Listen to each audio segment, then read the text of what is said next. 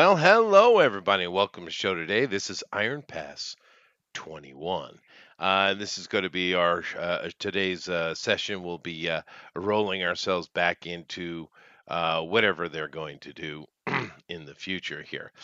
So we're going to do some of that. We did have a loss, our first death in the party in this campaign. It's actually been quite a while since we've had a loss of a player character on channel, and I do believe the last one was me, and two or three or 10 before that was me.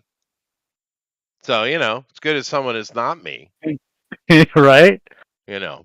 So that's always helpful. Let me go over here and hit the like and share button, and hopefully you guys do the same. Let the people know who are interested in watching a little bit of the D&D live can be made aware and come on in here. I've noticed something. I don't know if you guys noticed since Winnie the Pooh went into freedom, meaning anybody can use it. Have you noticed that everything from about Winnie the Pooh is violence, death, and horror? Yeah. It's Yeah, it's weird. He's not scary though. He's I Winnie the know. Pooh. He's Winnie the that's the Pooh. point. They're trying to, It's weird. juxtapose. Desensitizing. Yeah, but it's just weird that people's brains went there. Because Winnie the Pooh literally is a symbol of the coming of age of Christopher Robin, right? I mean, Hmm. that's what he is. Um, it's his worry and doubt. Oh, That bother. teddy bear You know, right there is evil, I tell you what. that's the worst Winnie the Pooh impression I've ever heard in my entire life. Wasn't an impression. Good morning, Jester. Hey, what's up, Yeah. Tower? We do have a Tower with us. He's been out in the hay romping about and has learned life lessons, and he's back with us, which is good. Which is good. How's the job going? You still doing the train stuff with GOP? Yeah. Actually, I'm a Awesome. crane operator now, so I'm Nice. up in the sky every day. Well, that is a good thing that you're kind of sticking with it. It is it's a good long-term job, yeah. You know, Yeah. and I'll be trust just like me. GOP when I grow up. Yeah, well, that'd be good. I mean, honestly, in this upcoming, we're already in a recession, but it's going to get worse. It might even pop into a depression. Having a job that's kind of essential, like train operation, yeah, yeah, that's good. It's a good thing. Yeah, Well, it was definitely nice during the pandemic. yeah. Oh Well, my god. that's going to Unlimited be overtime. nothing, dude, compared to Yeah. what's coming. Yeah. But that's a good job. You want to be an essential worker. I mean, a real one, not the government's opinion of what is an essential worker, an actual one. You know. Right. But nevertheless, we're going to be doing some D&Ding today, and we got ourselves a new character with Tower and someone. Let's see, we get Honey's not here, and we don't have a Bill. Anybody? I don't I know. haven't, I don't haven't know heard what. from him. Yeah. What's up with I pretty much. Honey, Amy? She is finishing up a meeting with a programmer Uh-huh. coworker out in California right now.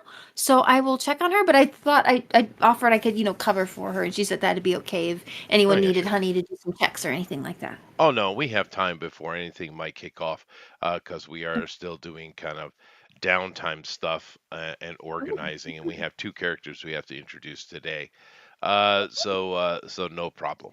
Although having a Badger would be handy because I did have something for Badger to do. GOP, can you throw a message to Bill, please? All right. Argos I will do 380. that. Yeah. Yes, I'm aware. I will. All right. So whilst he does that, let me do a kind of introduction to us here. I'm not sure. I probably should share. They get upset when I don't do that. We do. Yes, we do. I feel left out, Chester. Yeah. Okay. Here we go. Here we go. So all right. So let me see here and bring this back up like this. And of course, you guys know we are in the Iron Pass campaign setting. We're in session 21, episode 21. Um, and we were having a lot of fun in here. We this fantasy magic punk world that we're in here. Now, of course, the Iron Pass is the extreme frontier of the Altarian Empire. And it's a big old steampunky empire, but all of their fancy gadgets and lifestyles are really far, far to the west. If you Hmm. imagine that the capital is in New York for Americans, we are in Death Valley. Back in the wagon. So, you know. But anyway, this frontier, it's a new pass that opened up by mainly by a guy by the name of Cade. He's a national hero, adventuring type, Olympic type even. In his younger years, and he was able to find a pass, and they blasted it open, and they've been building for 30 years, and all our characters were born and raised here, or somehow grew up here in Iron Pass, on this frontier. We're gonna have a lot of fun. They got the elves to the north, Thizzian Kingdom. Of course, it's a I think it would probably be more accurate to call it a Fey kingdom because they're all kind of people like that going on. And our characters, of course, we lost Brina Stinglepot, but she will be replaced. And we have Irune Sundu. We have Lissei Sundu. We have Lord Terador Devtrail, but he's called Tater. We Later. get Puffin's character, Roland Fairywind, here. Bill's not here, but he is playing Cedar Badger Rune. Of course, a new character he'll be playing on the as well as a secondary character. It's kind of a NPC slash PC character here, Dandelion of Tarish. And I won't show the new characters yet. And of course, we did have GOP's sister was playing Shamar Skull Ripper here for a while. But nevertheless, of course, you guys know that we did have a loss. They fought an ill rigger, and which is a nasty piece of work.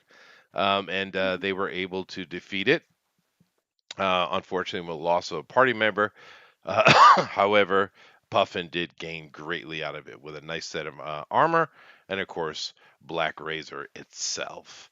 And Black Razor ain't no joke. But mainly what's going on today is we do have Lord Vintian, who is, of course, the son of the Baron of Iron Pass.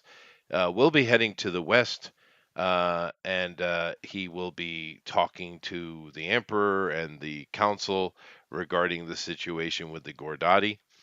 So that is taking place whilst we are doing our thing today. And of course, our main concerns still are in the wind is obviously Darrett the Hag is still, over in the Greenwood, doing whatever ungodly thing. And we do have ourselves a little bit of a mystery because we do know that Tater's mom well, his stepmom is directly involved somehow with the Baroness Felia Sewell.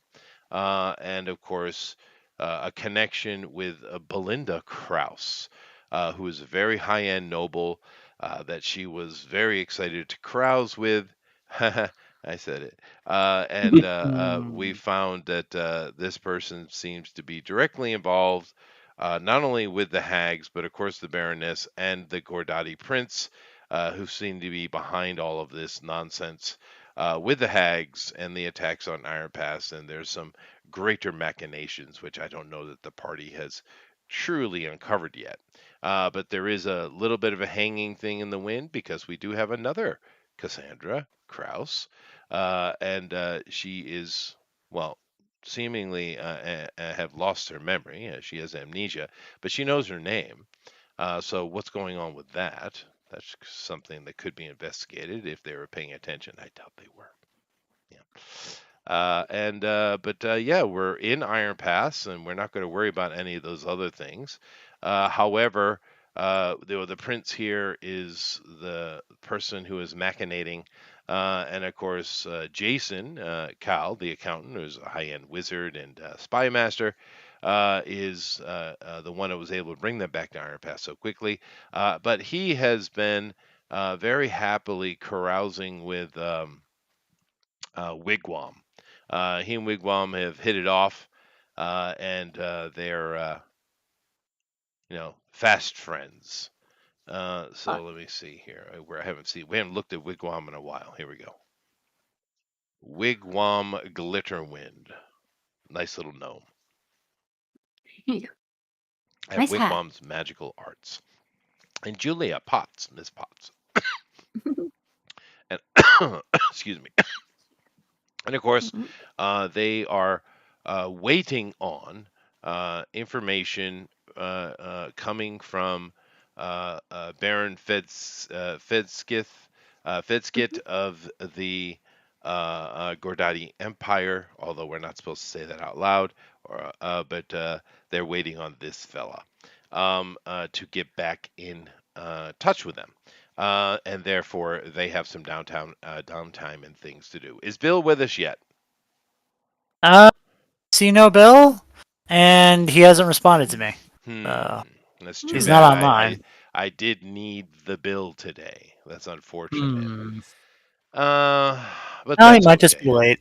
I don't know. He might be. But nevertheless, let me go back to the main map. I think that's where I'll start from. So, funerals. Of course, within this culture, the funeral march, or the return of the body, or return of the spirit, as they call it, is a much bigger deal than the funeral itself. And of course, the march of the body back to the Fezwin Arcana, or the Fezwin family, has already taken place. We did that last week. The funerals tend to be a more private manner, and of course, it is. Within a few days, the funeral takes place after all the mourning and visitations and stuff like that. And you guys, of course, all attend the funeral. Like I said, it's a more of a private manner. But in this case, there are priest bearers from the God's Hall, which is luckily just across the street, and they will carry the body into God's Hall, and there's a ceremony. And Lady, your family are buriers or cremators? Which? See, she was a moon druid. Cremators. Cremators. All right. So all that process takes account. All happens at the God's Hall. Now, I personally have seen both in my life. I have, of course, been to Western funerals many occasions, unfortunately, and those are Christian ones, and I've seen a Catholic one. I've seen a Muslim one, and I've seen a Chinese one, and they're all very similar in that regard. I've also seen a Japanese one, which is very different, and I've also seen cremation. And yeah, I much prefer the burying in the ground one. The cremation one is creepy. Yeah. It's super creepy. I don't like it. I really don't like it, but I have to shut my mouth and stop being a pansy ass Westerner and just buckle up. It's But I always don't. the smell. I Yeah, well, appreciate it's it. not just that. It's the fact that the body comes out burned and the bone skeleton is still in place and it's twisted and racked. And you have to pick in Japan, you have to pick all the bones up and put them in a box and then they crush them down. It's just absolutely atrocious and Who monstrous said that? process. This is a druid deal, not a Japanese. I'm just Well, saying I thought the the druid cremation would be a process is burial awful. because you're a druid, nature. But Well, No, when you no, go actually, back to historically, the fertilizing Druids did fast, if you have cremate. yourself. Just so oh, you know, really? yeah. Oh, Well, according to Julius Caesar, Okay. but then again, okay. he was a master of propaganda, wasn't he? Yeah. But nevertheless, so that happens, and then we're still waiting on Fedskit to contact us and let us know what information he's gathered because he's trying to find an angle of attack, right, for what we could do because you guys graciously offered your help for him and he's very happy to take any he can get. And whilst you're doing that, you're over here, and you're a bit out of the reach of the Gordati, or so you think. But therefore, after the funeral, time does pass. Now, um, going on what Bill had said, I had planned a trip for him and Dandelion, possibly someone else, up to the Thizzian Kingdom to do a little bit of tobacco trading and looking around. And I was hoping to expand the Thizzian Kingdom understanding a little bit just by doing some stuff up there. But Bill's not here. So, Well, I might need to take a trip out there, depending on what Fezwin has available. well, we can let's start with that. All right. So you Yeah, want to buy stuff. All I right. do. I've got And money and I want to spend it. and I think I gave you all the accounting and percentages off and all that kind of stuff already, right? So you can document it. I don't have to think about it at all, right? Is that right? We're doing average prices, and then I don't know what you want to do after that, but Well, no, I do believe I had given you some kind of discount that if you didn't write down, you don't get. you did mention a Oh, discount for it's a the shame. town. It's a shame. I would probably have it somewhere, but I don't know off the top of my head. I just didn't know what the average cost was, is what I'm No, saying. that's okay. Like, yeah. Yeah, that's okay. So, during this whole process of grieving and stuff like that, you are, of course, Fezwin being a workaholic as he is, the shop does come back open within a week of what's going on, and you guys have been waiting that long, but you all have family stuff to get to, and it's probably it's a happy thing for everybody. However, you are talking to Fezwin Stinglepot himself, and what is it you want? Okay, I'll start with what I want most first, and then I'll make my way down. Because there's like a few things, a few options. So does he have a stone of good luck or a luck stone? Does he have a luck stone? What does that do? Luck stone. Let me pull up the specifics of it. 5e luck stone. So the stone of good luck, luck stone. It is well. All right. So basically, while it's on my person, I gain a +1 bonus to ability checks and saving throws. And it's a wondrous item, uncommon, requires attunement. Uncommon. Okay, no Yeah. problem. So make a percentile roll and don't go over 75%. Okay. Let me pull that up.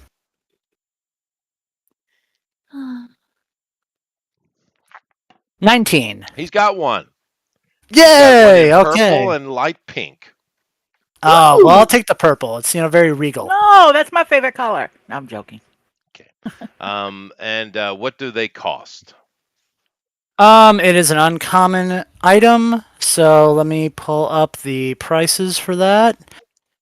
That would be under. I think I have them set. Uncommon is average 30,000. You'll convert it 30,000. into Okay. And what's your dollars. renown right now? My current renown With Iron is Pass. yeah, with Iron Pass. Where do I have that? Rates and story. Here we go. 45. 45. Okay.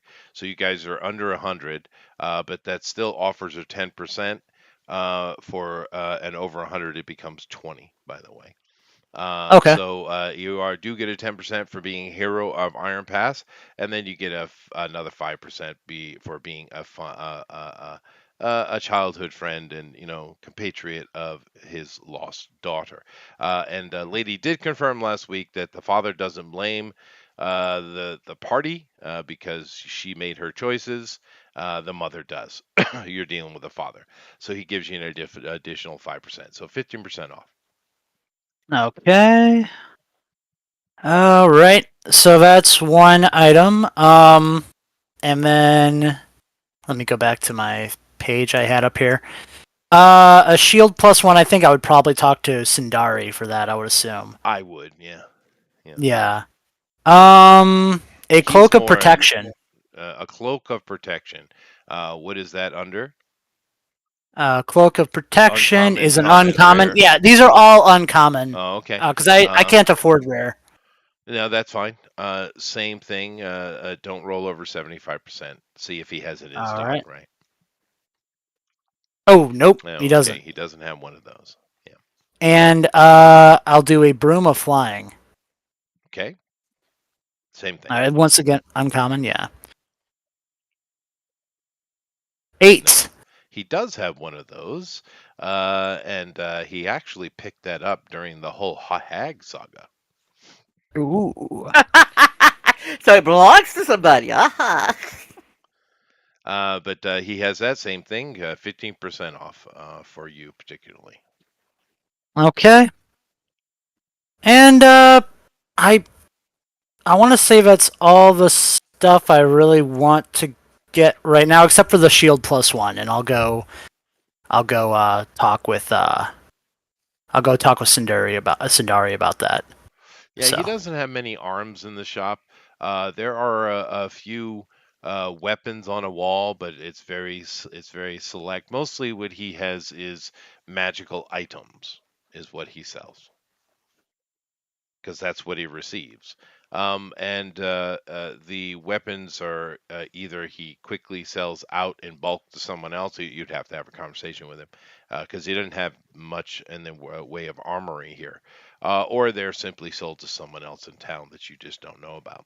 But you could go talk to Sindiri. Now, keep in mind with Sindiri, she is a master work smith.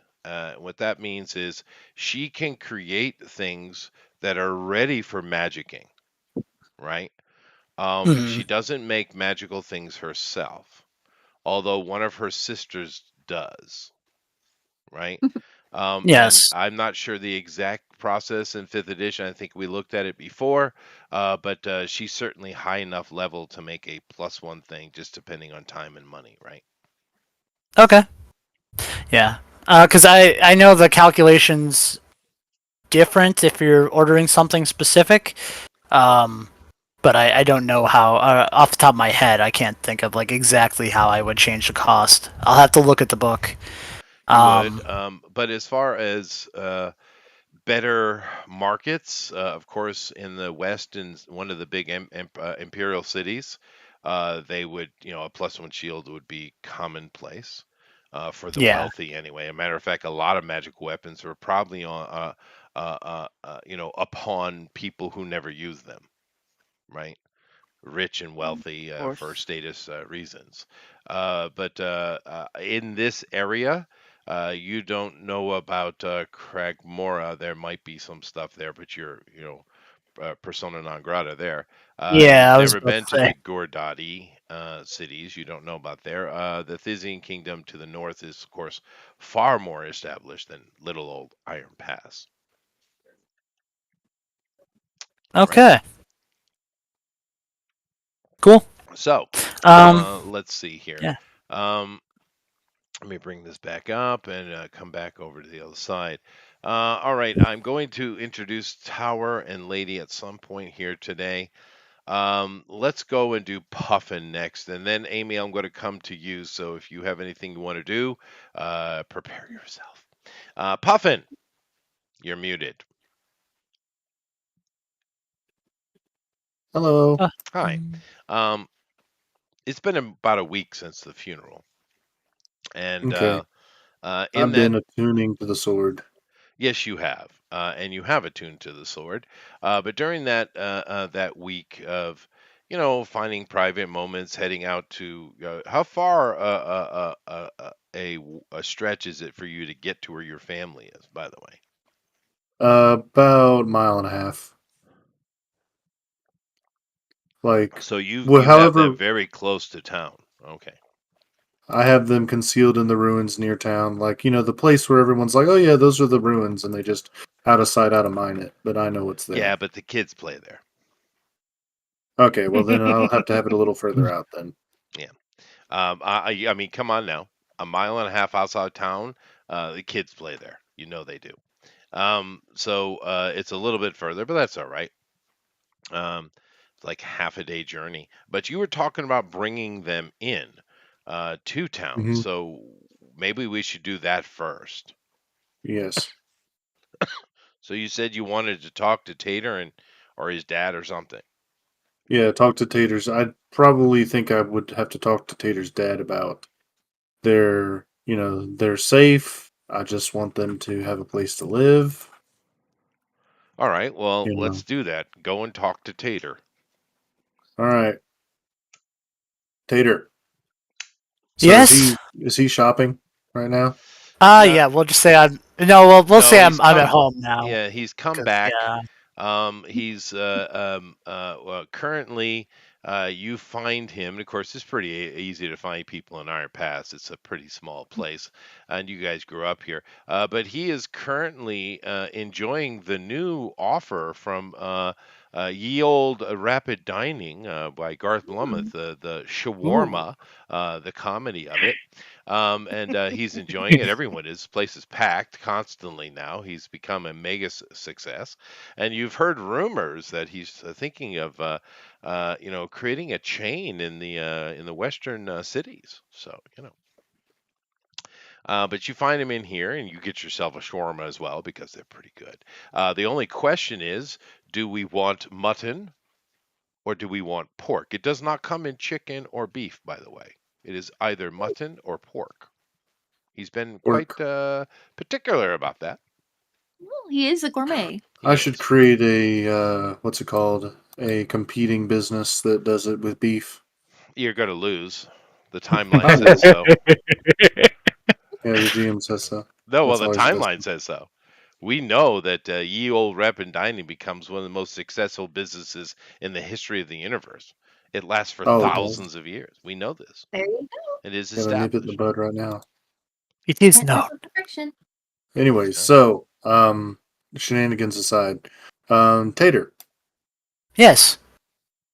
Well, I have something that I need to speak with you. Um. It is Hmm. of great importance. By the way, as Perhaps you guys something. walk around town, keep in mind that you're starting to get looks now. Your renown is at a point that people are starting to take notice. Go ahead. You I want to talk am. here or? We can talk somewhere that you think is of prominent, but it doesn't matter. I am bringing my family into the town. I have removed the curse of flesh eating from them. Hmm. Well, I mean, I trust your judgment on this. Of course, we would have to get my father's approval. But, I mean, we can go speak to him together, if you like. That would be best to prevent any miscommunications. I have spoken with the man, of course, but I am not royalty. I don't know the nuances of royal addressment and such. I'm Well, keep in mortal. mind they're not royals; they're nobles. Or not, yeah. But still, I mean, it's like, a different step down. But still, nobility. But I get what he's saying. Um, yeah, no, we can, no, totally. Let's have our characters go over there, and if you want to talk to him, and I'll just give you like a backup. So like, any sort of charisma rolls you have to roll advantage. That works for me. All right, let's go. All right. So after finishing your shawarma and then another, because you just don't eat, you can't eat just one. You're right. Therefore, each of you reduce your funds by $10, please. No, Okay. Dang! I reduce Worth it. haters by $20. Oh my goodness. Ah, fine. It's not like I'm gonna go help you try and bring your family into town or anything. You have to mooch off me. I got it. Look, demon worshiper. Yeah. Let's So listen you here, Don't want to talk scum. to your You best don't need friend. to. you guys walk down the street chatting, and like I said, you are starting to get people notice you and murmur as you pass. It's a good and bad feeling, of course. Celebrity. But it is weird because you grew up here, you know all these people. I mean, the people passing through, of course, you don't know, but the locals, all you know everybody, right? Because you went to school with all their kids. Um, but some of them you've known your entire life are kind of looking at you like you're some kind of superstar, and it's weird. It is weird, but it is what it is, fame and all. However, you walk down the street, you go into the keep, of course, and you know there's all of the formalities and stuff with the guards, but it's old hat for you and them. At this time, but you do notice Tater. You wouldn't know this, notice this, Buffin, but security is up even more so than during the time the Hag drama. So, well, anyway, and you of course are, eventually come up. You have to wait a little bit because this place is chaotic when you come in here. There are a lot of pages running back and forth. There are couriers coming in. There's a lot of noise going on in this place. It always is busy. Like I said, the Baron does actually do his job. But it is more so now, of course, seeing as it's a little bit of an emergency situation. But eventually you do go in to see the Baron, and he's sitting behind his desk as usual, looking a little more weary than usual as well. But he does make time for his son and one of the heroes of Iron Pass, of course. And he says, please, please, have a seat. How can I help you young men today? Hello, my lord. I have a humble request that perhaps will be beneficial to the settlement. At least for me, it will be. Oh, very well. Young Roland, what is it you need? I am going to bring my family, or I'm hoping to, into Iron Pass. Oh, excellent. I did not know that you were. Well, hold on a second. And he goes over and he looks through some paper. I did know that you have a family. Oh, well, congratulations. Yes, thank you, Good for sir. you, young man. And I hear you The have children problem as well. I do with a green elf, Ah, yes. That's what it says on the paper. but I removed the curse as my powers have grown. I gained the ability to remove their affliction. Yes, I have heard of some the Gods Hall helping certain green elves in the past, so it is possible. I guess it's just the logistics of it, isn't it? There are so many, and they're so unapproachable. How is it that you met one? At the shrine, when I was approaching my deity, I see. Yes, you did your training she when you were was, young, part time at the Gods Hall. I do recall. yes, sir. Ah, very well. However it came to be, love is a wonderful thing. I know well about that. Um, mm, but Especially with elven women. well, yes, elven women, youth. Nevertheless, but if you have removed the affliction, which of course the Gods Hall would have to confirm, we have had green elves that have been repatriated, as it would be, from the horrible curse that is afflicting the poor green elves. We've never had one stay for very long in Iron Pass, however. They tend to move on to greener pastures. More to the west. And he was pleased with himself. But we haven't had any stay here for a long period, which is why you haven't seen them. But so I'm assuming you're asking my permission. Yes, sir. Paige, the one that's standing by the door, comes over and promptly stands at attention. And he takes out a piece of paper. He scribbles on it, and completely ineligibly, by the way, you can't read a damn thing. And then he takes some they have a, instead of Wax. using a candle, they have like a little warmer for their wax that they do with the seal. He drips it on. He takes his ring and punches it into it, and he hands it to the page and says, "Do." Attend young Fairywind here as he gathers his family and brings them to the God's Hall for testing. And beyond that, if they pass, which I'm sure they will, he looks at you with a wink, give him this writ. So, pretty easy. But then again, by listening to the way he was saying it, for you, he, a friend of his son, and of course a hero of Iron Pass, he would have, done it anyway. But it sounds like it's not that big a deal. They've done it before, and they're happy to do so. Keep in mind, this is a good man, right? He Hmm. has, unlike not unlike another man in America, he has woman troubles. He's not good with the women's, you know. Yeah, like me. Yeah, yeah. But nevertheless, he is a good man. So anytime that someone can be helped or cured or something like that, that does delight him. So he's very happy for you, of course, but he's also happy for the young elven maiden. Well, I guess she's not a maiden anymore. The young elven lady, although she's probably never young either. Although green elves do tend to be are wild. I would call them green elves. I'm going with Greyhawk here. Wild elves is what they are. For those of you listening, but wild elves or green elves do tend to be younger in their maturity than other elves. I mean, a lot of with the high elves, particularly, if you see one out in the wild that's adventuring, they're a minimum of 100, 110 years old, minimum. But green elves do tend to be much younger getting into it because they're wild.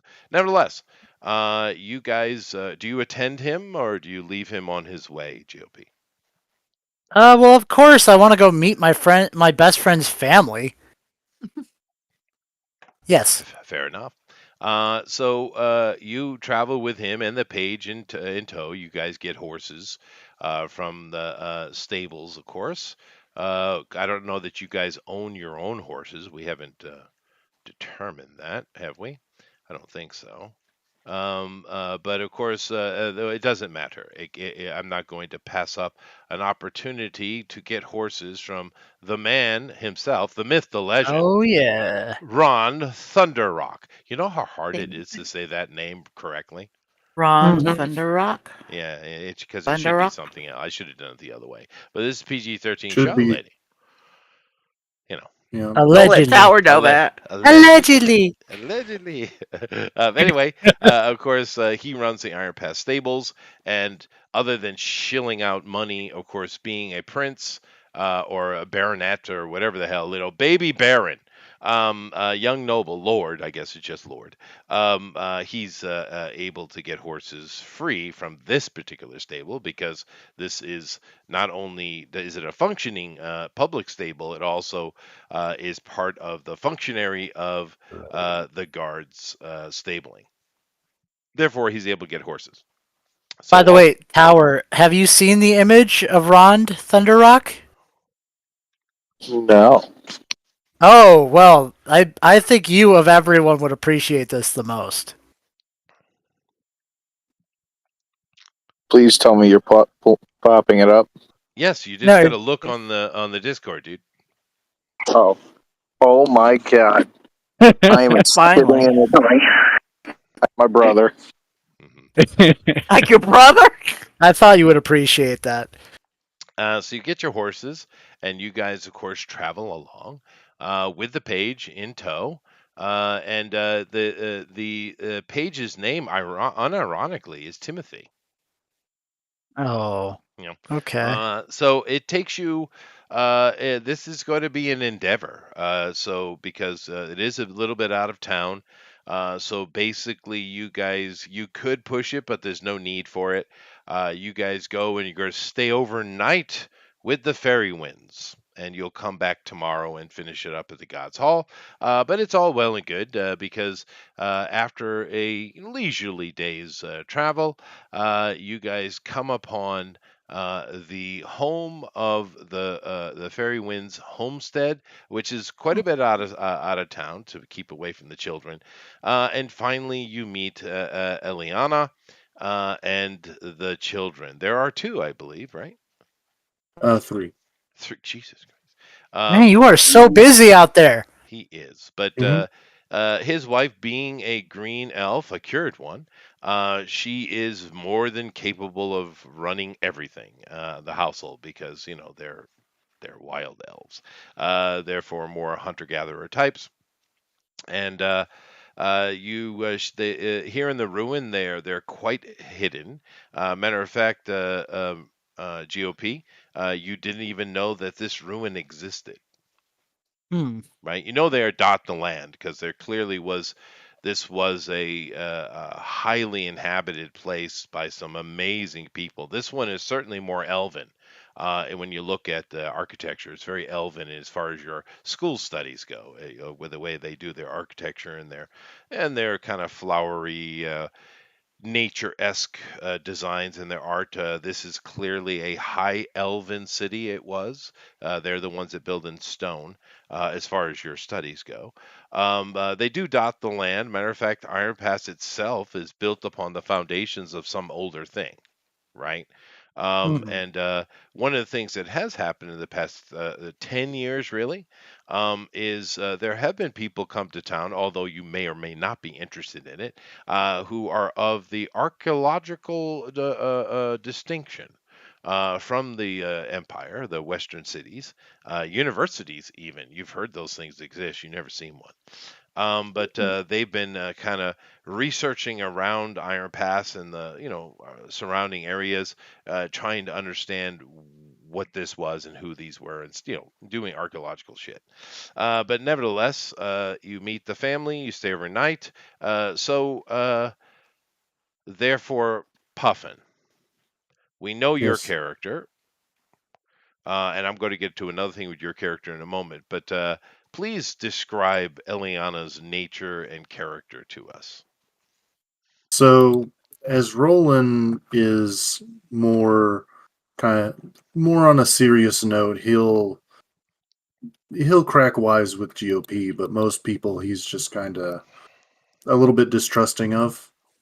She is a very outgoing person. She is like understands the fact that she was cursed and she wanted to do everything she could to just still be a good person using her druidic disciplines in order to prevent basically travesties from happening because she saw her her kin eat people and Well, she has as well yes, as a and child. so yeah, so she didn't want to keep being that person.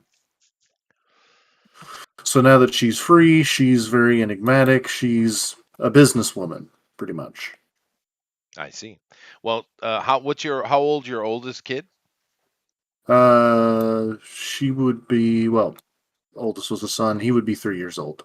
Yeah, okay. So, therefore, she has been with you long enough to and interacted with you and learned stuff and um, maybe even learned to read during that time. And so she's become more Western, as it were, in that time. She's still got plenty of wild elf in her. Now, one thing you do notice, GOP, it doesn't bother you because grew up in Wonderland, right? Hmm. Well, with your mother being a worker there, so you seeing topless women walking around is not a thing. However, the page is blushing a lot because First time. yeah, she doesn't don the upperwear. No, that's one reason I like her. I Yep. look over to Puffin's character and I'm like, she might need to update her wardrobe if she's going to be staying in town. Damn Definitely it. true. Definitely true. And you probably already had that conversation because obviously you guys have been talking about them going into town because it's safer. It just is. Mhm. She's capable, but the ruins, the wilds can be dangerous. The green elves know this better than well, maybe them and the lizard folk understand it better than anybody else. So getting them in town is essential. But nevertheless, you spend the night chitting and chatting, and the page does lighten up. And he's a nice young man, this Timothy. And you know his family. They run the Iron Pass doesn't have an official library yet. Although there have been talks about such things, because keep in mind you're only 30 years from ground up, right?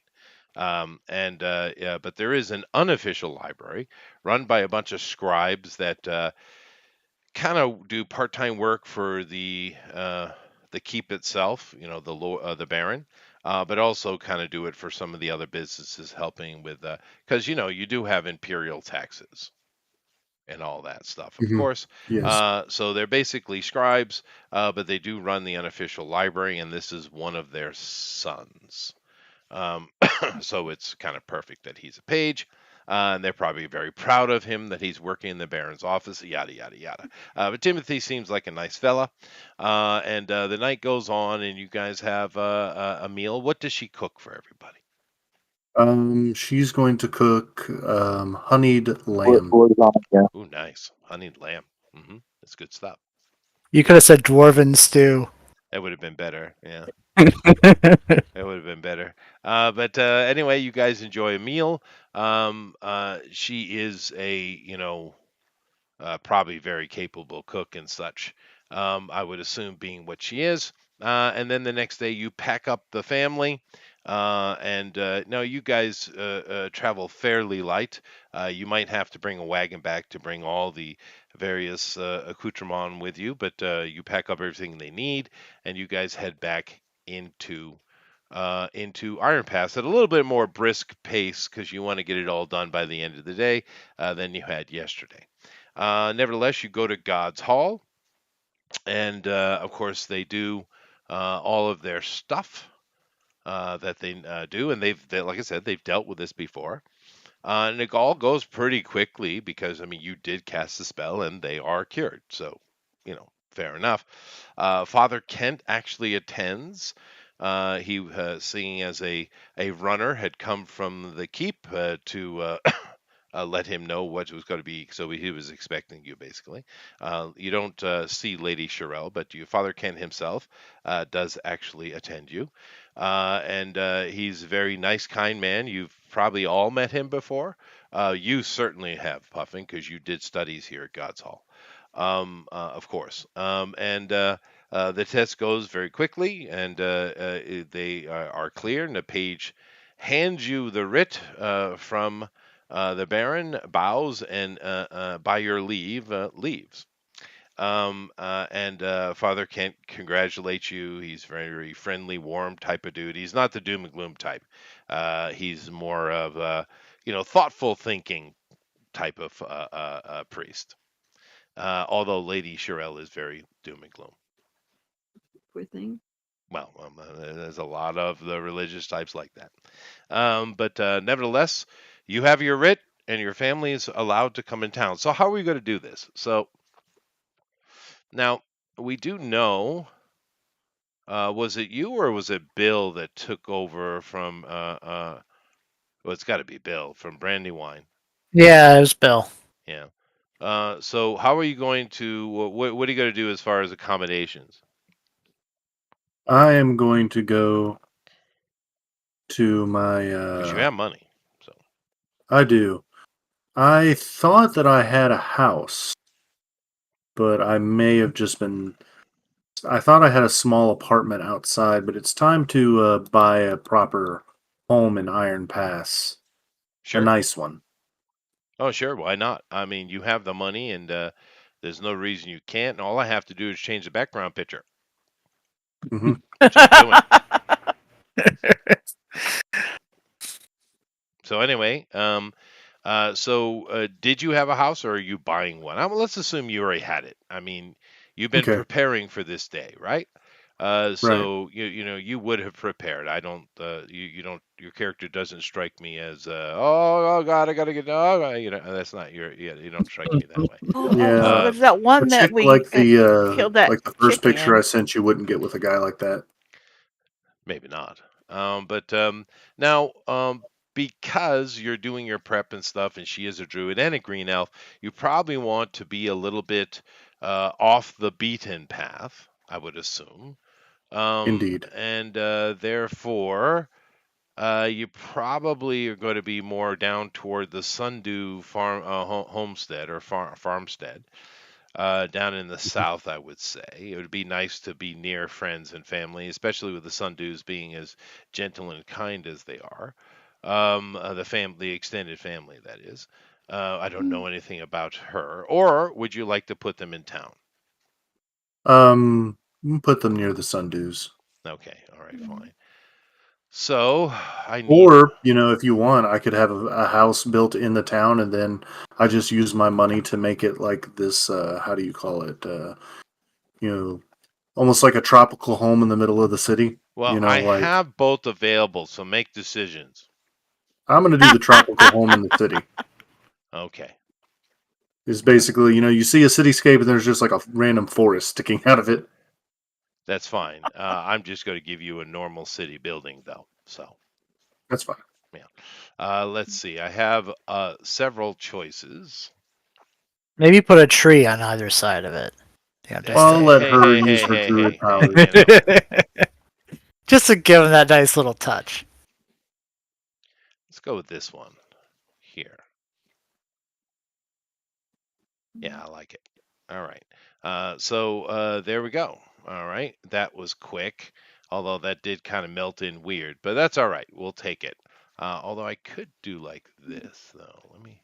Ooh, we can't see any of it, but we're just going to go, ooh, Ooh. ah. Wow. Well, Eepy, eepy, eepy. Are you guys trying to Oh. irritate me? A little maybe. bit, but I mean, you should expect that by now. That's fair. All Shower, where righty. are you? Come and help Uh, us irritate him. all right. So now, how much money you want to spend on this? A lot. Say a lot. How much can I spend on I it? don't know how much money you got. He's going to build a Trump Tower in the middle of this town. A 9-story palace. No, no, no. Most of the buildings in town are 2 or 3 stories. How much money you got, How Puffin? much money you got? You can't say using GOP's money. He's got $2. How much can he buy for $2? I don't know. Not much. Maybe a hubcap. Cardboard box. You can put it on your head and act like it's a roof. That's a brilliant idea. You know, it's the way we got to go back to that world, dude. We do. That was so much fun. It was, dude. Anthony! My main man! Hey, what's up? Let's have a little bit of Parmesan on it, eh? It's too easy. I lived in New York, right? So I know from the horse's mouth, as it were. Yeah, that was a good campaign. I liked it. It was a lot of fun, yeah. Puffin, Anyway, money. is Puffin died or something? Did we lose? I don't Puffin? know. Puffin? He's not muted. His wife are house shopping. Yeah, I don't know. Maybe someone at the door, or he had an urgent need for Chef Boyardee or something. He's There out. he went. He's out. He disappeared.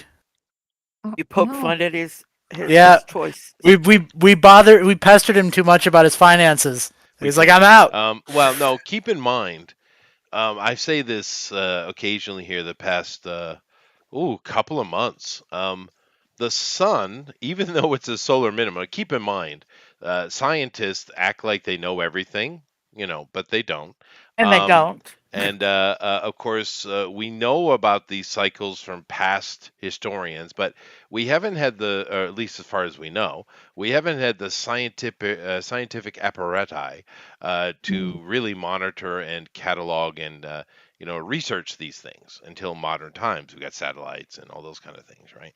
And Mhm. so we know about the solar minimum. It happens every 400 years. The sun has many cycles. It's got the 11-year polar shift. It's got 80-year. I mean, the sun has its phases. But we're Yeah, in a solar minimum now, and it sounds by the name of it that minimum would be Right. minimal. But in actuality, the damn thing is going crazy. And we've been getting X13, X14, X15 keratin level flares constantly. Constantly. that's crazy. But you know what else is crazy? I'm Puffin's back. character's finances. Yeah. Are you Yeah, I'm back? back. He's My alive. computer died. So what kind of money do you have? Well, I haven't rolled for this, this week's income, which is, Yeah, I just give believe you me a said, general. Quit stalling. about $120,000. All right. Well, Okay. there for a hero of Iron Pass, um, there is a fine fixer-upper in the middle of town, and let me go see if I can't find a place for it. It's a three-story abode, which is Mm. nice. And let me go ahead and put this on the main. Oh, I'm not sharing. You're not sharing any of this. That's why we were like going, ooh, ah, because we couldn't see anything. Well, technically, I was working. Oh. Okay. Uh, Technically. technically, actually. Anyway, so where we want to put this? Let's see here. Do we want to be more toward the water side, or do we want to be more toward Lord's Keep side, I thought they're going or to try more to buy south the toward the Sundew Homestead? Let's do Sunday south. place. Oh, I know. We'll do it down here on the Forest Way, which has got the Altarian Guild Hall on it. It's got the Fresh Grocers up on the corner, and of course the Sundew Homestead and the Herbalist Hut is down in there. It's perfect. It's near the forest, but it's still in the town. So if we look down here in the south, there's a cluster of buildings that are basically dealing with the mill, and the processing center is in the center there. And of course, over to the west of town where I have all those fields is where the Artisans Collective and all the farmers are doing their thing. But this is a processing area. So most of the people that work in this area are part of working at the mills or bread baking or things like that. And so we get ourselves in that cluster in the street there. We find ourselves a nice little home. It's a fixer-upper. And for a hero of Iron Pass, of course, let me get over to it here. Where did I put it? Could I do a persuasion to try and help the prices even more? Or no? Sure. Okay. Persuasion roll. So Uh, you were with him months ago when he prepared all this? oh, well, if he Yeah, permitted months whatever. ago. It's fine. Well, I mean, I could have been there. I just didn't know about his family. But yeah, I just like, oh, you want to get a new house? Okay, I'll help you. Why not? Sure. All right. So, all right, that'd be a 20 plus 14. 25. A 25 is very high. The fixer-upper price was $100,000, but because you're a hero of Iron Pass and all, and you do have a He wasn't a fast-talking hero friend who then. happens to be a noble. No, you guys were. Yeah, Yes, we you were. were. Because we've been doing this for Okay. about 6 months. Yeah, you've been doing this for a while. But Okay. they'll give you the 85,000. Ooh. There you go, Take it. Okay. Puffin. Okay. Sure, I'll do it. 85,000, and this of course is what you get for that. It's got 3 stories. It does need some work, but it's a pretty big place. It's set up like most everything in Iron Pass. It's very European. The bottom floors are really set up for running a business out of. And this one is no different. The second and third floor are living space, so it's really a two-story house with a commercial lot on the ground floor. And it's plenty enough room. Of course, back in these days, room was less of an issue than it is today. And But it's going to need some work. Matter of fact, I'd say it need about $20,000 of work. That's okay. There's a I'm. lot of plants. I think the calculation you gave me was. Oh yeah, it was 4d6 times 5 times 1,000. I think for Whatever I the gave you, yeah. yeah for I think that's right for the income of the bank that I opened. Oh, right. Because that's another thing we need to. That's doing its own thing. But whatever. Yep. So we'll say you need to put another 20 grand, and you've been working on it. You've been preparing for this. So the place is in Indeed. good shape now. So it costs you a total of $105,000. Just work it out. Um, All right. but Will do. you got yourself a nice place. The contractor keeps saying you need to replace the roof, but he wants 15 grand for that in and of itself. And you're like, you're gonna have to do it eventually. But you're able to do some patching, and the leaking is stopped. The mildew has been wiped out, and it's a pretty cozy little home. Of course. You made sure that there are plenty of plants around. She will attend to that herself, I am sure. But you've moved your family in, and I'm going to have to change that title. It's no longer a homestead. So let me fix that. Let me fix that. Here. Mm-hmm.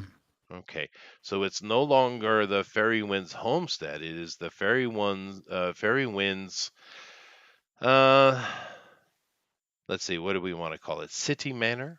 How's that? That works. Villa. Well, it wouldn't be a villa either, would it? No, definitely not a villa. Villa's in the Cottage? countryside. No. No. Yeah. Keep in mind, villa is basically where the polis came out of. I know that probably means nothing to you, but villas were basically large homes that were functionary to running farms or vineyards, right? A villa is Okay. something that would be in the countryside. It's not going to be anywhere near a town. Hmm. So they'd have a lot of Sort of like the elevated. antebellum homes then. It's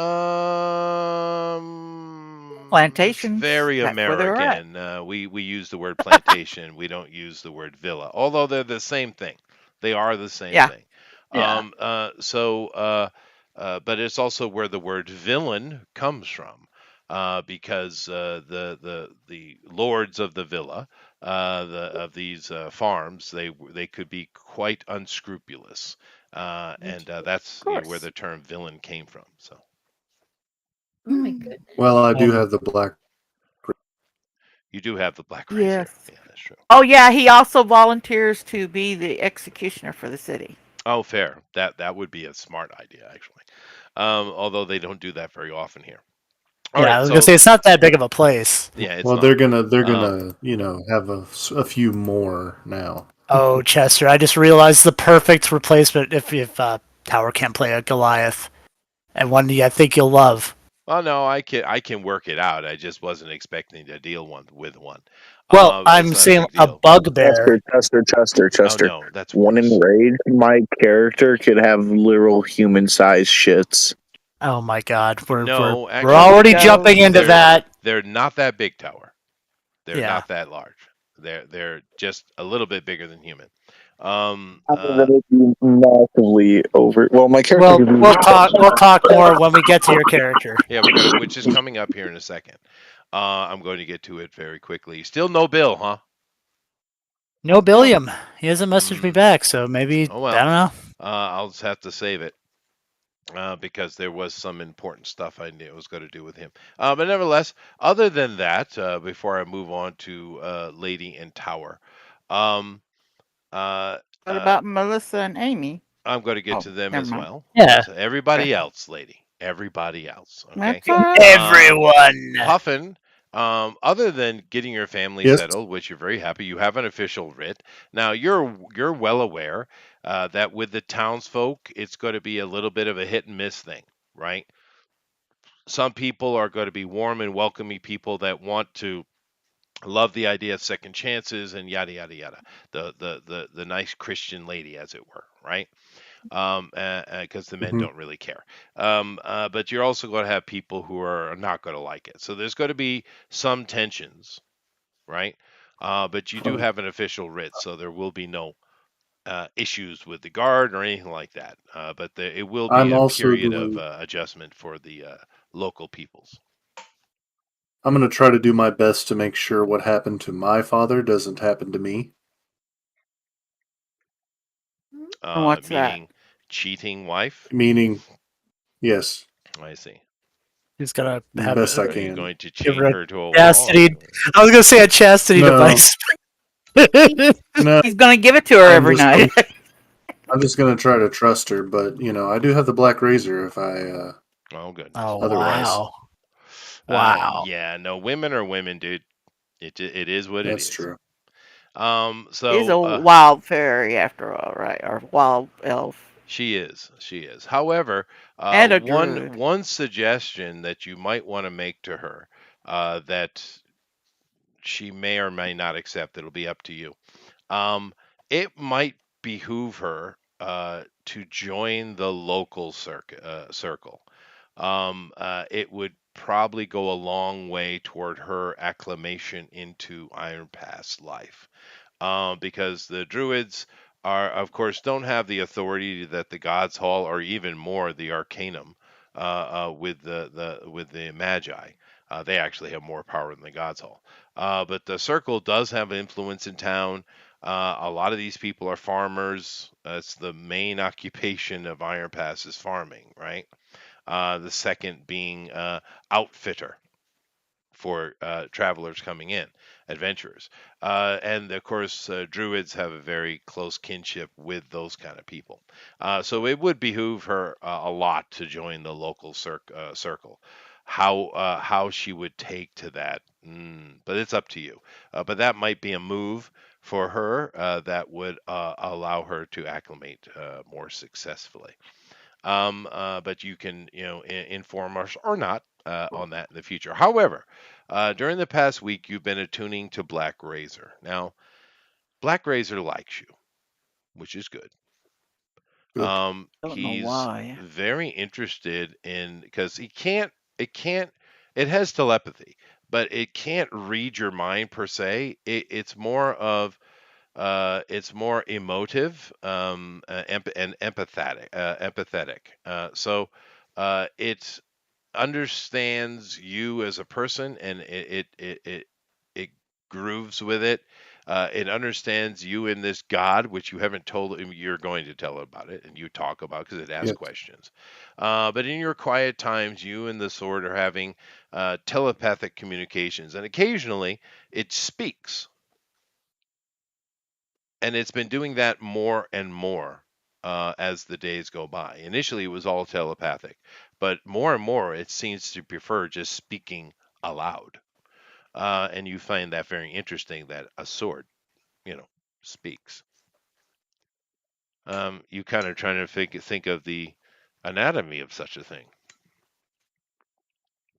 Hmm. Nevertheless, is there any So questions you talk. have for Black Razor before we make an attunement roll? I'm going to ask the Black Razor what it thinks of my deity and explain to it what my deity is and What? how similar they are. Murder Hornet? Yes. Yeah. Well, it understands. Yes.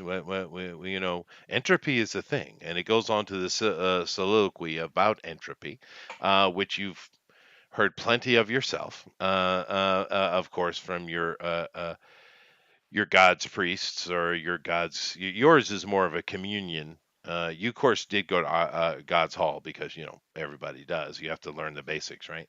But Hmm. yours is because yours is a lost God, therefore it's a bit desperate, and your communion is more direct, as far as direct as a God and mortal can be, anyway. And so you heard a lot about entropy.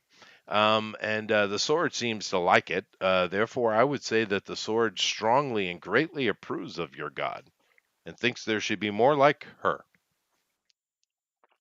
That was a him. Okay. Well, I'm assuming, There seeing are it's a wasp, it would Yeah. it would be a the female. Great Vespa. The Great Vespa and her son. So it Yeah. likes that. Any other questions? I'm also going to ask, what's the mission statement here? How do we improve your power and therefore improve mine? Ah, he likes that thinking as well. And he says that now he tries to be politically correct, actually, because right now it's happy and it just claimed a soul, right? So it's Hmm. it's satiated and very happy and happy with its new wielder. Therefore, it is trying to be politically correct. But after all the political speech. In the end, it wants dead things. It wants souls. It craves souls. It feeds upon the energy of souls washing within inside of it. So it wants you to be a brave cleric that goes out into the world serving your goddess and removing evil from it. Yum To yum gain yum. souls. Yum, yum, yum. Indeed. So yeah, you do have a bit of an issue with Black Razor. Now, keep in mind, I'm assuming that your character, outside of a tuning, because the thing floats and spins, right? Very slowly, Hmm. gently spins. So you could put it on a wall. You could just simply let go of it and leave it in a room, right? Hmm. And seeing as it is a tuning to you, it's not going to be easy for someone else just to take it. But nevertheless, I'm assuming, Puffin, that you have gone and had a conversation with somebody in regards to this ridiculously powerful magical item you've just picked up. Indeed. I am Well, you going did to. pick it up like a week ago, right? Or Right, well, but like he's almost. finding Yeah. out very quickly that he's in a little bit over his head here, and he might want to have a conversation with someone who knows more about these things. The problem is who, because none of your party members are really the right ones to talk to about it. Even though you've gained levels, you haven't gained wisdom. So who would you like to But I have talk a to? wisdom of 20. That you know what I mean. Okay, so let's go to the Magi. Yes, that would be the right move. So you go to the sanctum. And you go to speak to Magus Lithian Xerix. And you've probably never spoken to this guy before. You and your crew that you've grown up with, all your friends here, you guys have spent a lot more time around Wigwam simply because of Julia. She is one of your school teachers, and therefore she's a very sweet lady, and she invites people over for blueberry pie and such. So Uh-uh. you've spent a lot more time at Wigwam's Magical Arts, even though you're not a wizard. Then certainly you might not have never even stepped into the sanctum. To be honest with you, this is a very haughty place. However, you are a hero of Iron Pass. However, sir. Therefore, you are warmly welcomed, and you are introduced to the Magus himself. Woohoo! I The will greet him. XLR, if you will. Yeah, yeah. Now, now Lithian here, aside from all of his titling and stuff, and it is fairly busy place in here. Of course, there's a lot going on. The whole city in the official standing is on high alert. The town itself isn't aware, but the sanctum being it's kind of the effect of the Catholic Church in Mhm. our world. They have that kind of power, where the God's Hall is more Protestant. Okay. But anyway, so it is fairly busy in here. The Magus is he's kind of Dumbledore-esque. He seems to be a nice fellow, even though he has a lot of power. But he is a country magi, isn't he? But he's a friendly guy, and he's very happy to meet you. He's a bit chatty, He's very interested to tell you all about your adventures, to tell him all about your adventures, which I'm assuming you accommodate him because you want Yes. something from him. And then eventually you get to your question. I will pull out the sword. What do you know about him? And I'll let it float there. Um, he has a look come over his face instantly of concern. He instantly casts the spell and encases the sword in a shield. Hmm. You Goodbye, see, sword. you see the sword is kind of rattling and wanting to move and resist the shield, but it cannot. He then, even though he just cast a particular quieting spell upon the sword, he does grab you by the arm and pulls you to the far end of this room and whispers. And he says, "Do you know what that is?" The Black Razor? Yes. Oh, it is a great responsibility. Are you sure you're capable of undertaking it? I have attuned with it. It Oh, says it likes me and the propositions of my deity. well, that is worrying. But nevertheless, yes, you do realize it must eat. That it must be sated? Yes, yes, yes. Well, Now, isn't of that? course, this could be a problem. You being an adventurer, maybe it's not so much. But are you going to adventure all the time? Will you spend your entire life out in the wild murdering things? I think not. I think not.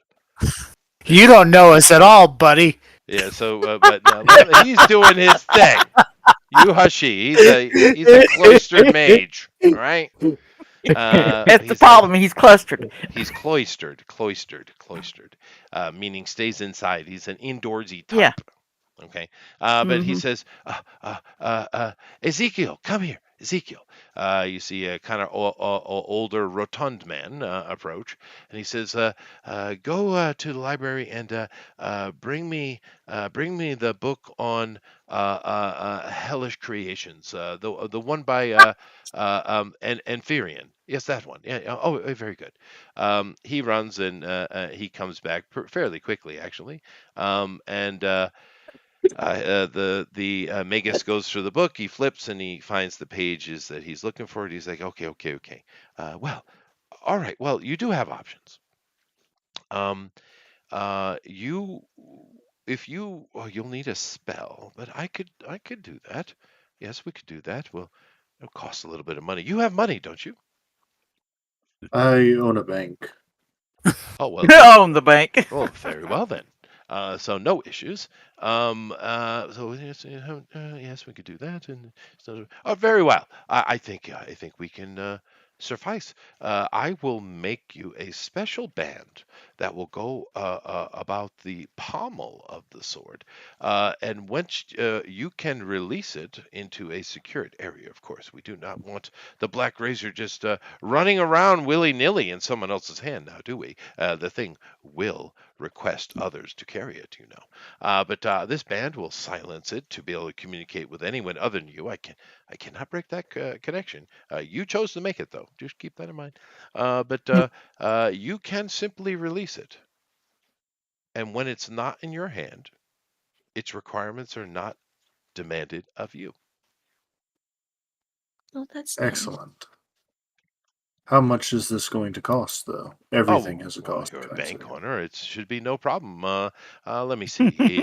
He brings out an Like a abacus million. and he's going over it and calculating. And yes, you are a hero of Iron Pass. And he goes back and he does some more calculation on on the abacus, and he says, $10,000. Oh, Easily done. I'll give him the money. All right, and he will get to that. And by the time we get into run, so what this means is you can just simply drop the sword, or it'll float, of course. But you could drop the sword, and not having on your person does not have the requirements, right? Now, the Excellent. sword won't be happy about it, but the penalties and rolls will not apply to you, is what it means. If you don't feed it every month, it gets angsty and ultimately it can start damaging you and therefore trying to take your soul, right? That Right. up if it's not in your if it's in your hand, that applies. But if you take it out of your hand, meaning you don't carry it all the time, that doesn't accrue, I guess is what I'm trying to say. Mm. Yeah. Yep. So if I The sword think, will still be just as hungry when he picks it up again, though, right? Right, but well, it yeah, isn't but I'll it be, isn't attaching to him though, meaning the Okay. sword is being banned or barred from affecting him in that way. Now, the relationship between you and the sword will sour, but it won't sour in a kill you way. It just will be less indeed. happy with you and it'll complain more and it'll talk more. And there's also the idea of it's a sentient sword. I can be like, look, I'm trying to find something that will be a proper meal for you. Give me some time. If I describe, You can get into an intellectual conversation with it and try to outwit it. I gave you its mental stats, so I'll you have to wrote It's all outwit it that with. smarter than down. you. That You wrote all that down. I gave you, right. You did write all that down. Yep, I did. I Good. wrote it all Good. down, Good. and it's smarter than my character, but Right. I don't. Hopefully, it's not Well, smarter than me. as a quote from 13th Warrior, grow stronger, or in this case, grow smarter. But Well, nevertheless, so we've solved that. Honey is still not with us, but we do have an Amy. So, Amy, it's been a week since the funeral. Is there anything you want your character to do? Well, there's certainly been a lot going on. I think she may have tried to say hello to their new neighbors and welcome the Oh, family in there. certainly, Uh, of course. yeah. And she, of course, has been fighting the curse for a very long time with her Mm. druidic magic. And you're well acquainted with druids, by the way. You live next to them. So Right. you grew up around. Of course, one of your best friends who just passed is a was part of the circle. So you know druids, and she's pleasant enough person. So you go and you kind of bring pie. What kind of pie do you bring?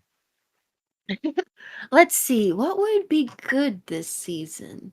Um, is it's not blueberry season yet, is it? No, it's not. So, It's the height of mm, summer. The farms are actually uh, getting ready because getting harvest ready is for coming winter, up fall. soon. Well, yeah, Fall's coming harvest up. is Yeah. coming. Yeah. yeah. But Yep. Fall gardens too. so Is the it's carrot good? strawberries. There's not a lot of berries. Yeah, there's not a Oh, lot. There's citrusy things. There's a lot of citrus stuff in bloom and therefore okay. in Maybe fruit. some lemon cake. Oh, a lime cake. Yeah, Oh, a Ooh, lime very yeah. pie. I mean, nice. like, That'd be that very Key sounds nice. like lime pie. And she's probably never had that before, so she finds it very interesting. And And like I it's said, green. and it's green, which she appreciates, which I'm sure Erune think has a chuckle to herself, and how clever of her even. But in actuality, it's gray. They usually put coloring in there to make it green. But Oh, okay. yeah, yeah, yeah. But I went through a pie phase, lady. Just oh accept yeah, it. Okay. I did. nice. Yeah, I wanted to Hmm, learn how to make the best I pies. never made any. I just bought them or were given to me. They were already green, so I don't know. Yeah. So Um, what kind of pie were you trying to make the very best of? all of them. You're Oh, getting off topic, Amy. nice. Although my best pie that I did during this a long time ago, but I did during that phase, my wife picked up and makes it much better than I do. So failure. Ooh, Yeah. Hmm. no, I But mean, pecan pie. ooh, Ooh, I was almost nice. Mm. gonna Now that suggest would be that. fall though, right? So it's citrusy stuff right now. So I Yeah, guess a that's right. lemon. That's not that's true. But I do love me some pecan pie. I actually Mm. one of the times in my life I've been shot at and actually hit was regarding pecans. What? Yeah. What? w- Well, we were They, young rascals, as you would be, okay. and there was a gigantic pecan orchard near my home. It was really big, and we Uh-huh. used to jump the fence and just, steal pecans off the ground. But the farmer didn't like it, and he shot us with rock salt, and I Well, it suggest says not life having good. that happen to you. It Oh my sucks. It gosh. sucks a lot. Yeah. And Oh I do my have god. scarring on my buttock and lower right side of my back from it. Yeah. Did Oh, you ever do it again? No, no, I did not. It did not. That hurt like a son of a gun, dude. Boy, howdy. And But he so didn't get in trouble for it either, now did he? well, no one knew. I didn't tell my dad. My dad would half murder me. What are you talking about? Mhm. nobody hurt you. That guy. That doesn't make any sense to me. Well, Why? I'm glad you're okay. Well, I mean, shooting kids for picking up pecans off of Well, the. it's rock salt. He knew Okay. he was using rock salt, dearie. I didn't know that, but of course the Yeah. farmer knew it. But I don't know. I come from a different era. Yeah, see. It's Yeah, Uh, true. and that's what you getting don't understand. yeah, yeah. I'm Okay, glad you're Chester, all that's right. like But the third time you've choked and coughed like that. yeah, What's no, going I on? got this eternal cough like everyone else going around that it won't go away. But Oh, Okay. everybody's got it right now. But yeah, getting shot with rock salt, having one's mouth washed out with soap is a thing. I've never had it happen to me. I've seen it happen to others though. ooh. It's not I, good. And he no. snickered behind their back Yeah, afterwards. I did, of course. Getting whoopings, which doesn't seem to happen anymore. But then again, I didn't hit my kids either. It actually timeout was far more effective than a whooping anyway. We used to hate mustard, so they'd make us eat a teaspoon of mustard when we were bad. Yeah, no, that's very give you some castor oil or something like that. Which again, Ooh. castor oil was a thing when I was a kid. Oh, Yeah, Chester, you know the funnest punishment? Make a kid fucking hold a penny to the wall with their nose, and if they drop it, you restart the timer. well, yeah, I use I didn't use the penny, but timeout is extremely Yeah. effective. Yeah, it's the most effective thing. Anyway, that has nothing to do with Rune over bringing key Mhm. lime pie. So um, anyway, she rather enjoys it, and something she's never had before. Like I said, she's very personable, I guess. What is her character? It's not my choice. It's a puff. So we talk to Puffin. Puffin, be your woman. You better have. Hello. I thank you so much for this pie. I've never had this before. How does one make something so delicious? Well, I'm afraid my mother knows more of the details than I do, but she does let me help with the glaze. That takes more patience than it should, and probably I should try to have a little more with it. But it's not too thin, and it sets to a nice crisp if you don't cook it too long. Um, perhaps we could. Would you like to come to a party sometime? Oh, We that don't. would be lovely. I do need to meet more people around here, and it sounds like your family would be perfect for acclimation and that they respect the land and know how to harvest its fruits properly. Oh, yes. We're a great lover of nature around here, and I love so many of the flowers. And you have a wonderful field of lilies over there when they're in blossom. They have a wonderful scent and have some of those clovers have very good healing properties. Do you do any of that sort of crafting? She will show you her basket collection because she weaves baskets Ooh. and does fletching. These are beautiful. Oh my goodness.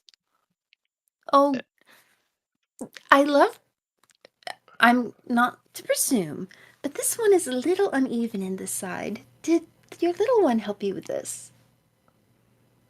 She goes through a few of them and it's like, yes, I try, but I don't have exact tools, unfortunately. Oh no, it's just whenever you grow and learn things, you can't help but improve, right?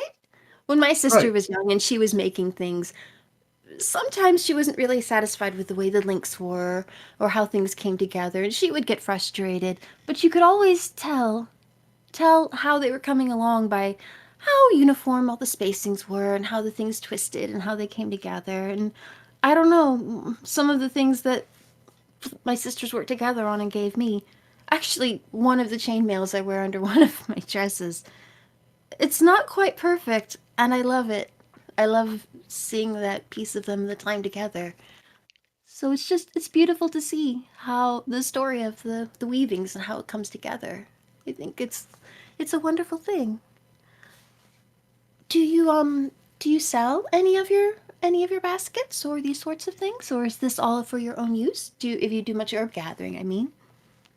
Well, my husband has taken some of them and sold them throughout the years to farmers and other folks. They think he's quite the craftsman, although I know better. I had wondered. Yes, I didn't want to assume, but it was such fine work, and some of it rather I'm gonna somehow yell not back. I'm the one that added the flowers. right. Yeah, that's rather delicate work, and I didn't think he'd spend quite so much time getting the corners so soft. But yeah. they are lovely. Now, Oh, wonderful. Hmm? Amy, I am showing the homestead here. I did find your father finally Oh, awesome. for a picture. Mama and Papa, Well, he's a and are true they? elf, right? Your mother is a Mm, half elf, yes. so Mm-hmm. And Oh, I am a true elf. yes. oh, that is true. Yeah, I think this is the appropriate picture for Papa, I think. I think that's perfect. It looks Yeah. just that's exactly what the family would be. And Yeah. Dad's wow, that 150, just so you know. oh neat. He's still young. Doesn't look a day over 137. It's true. Yeah.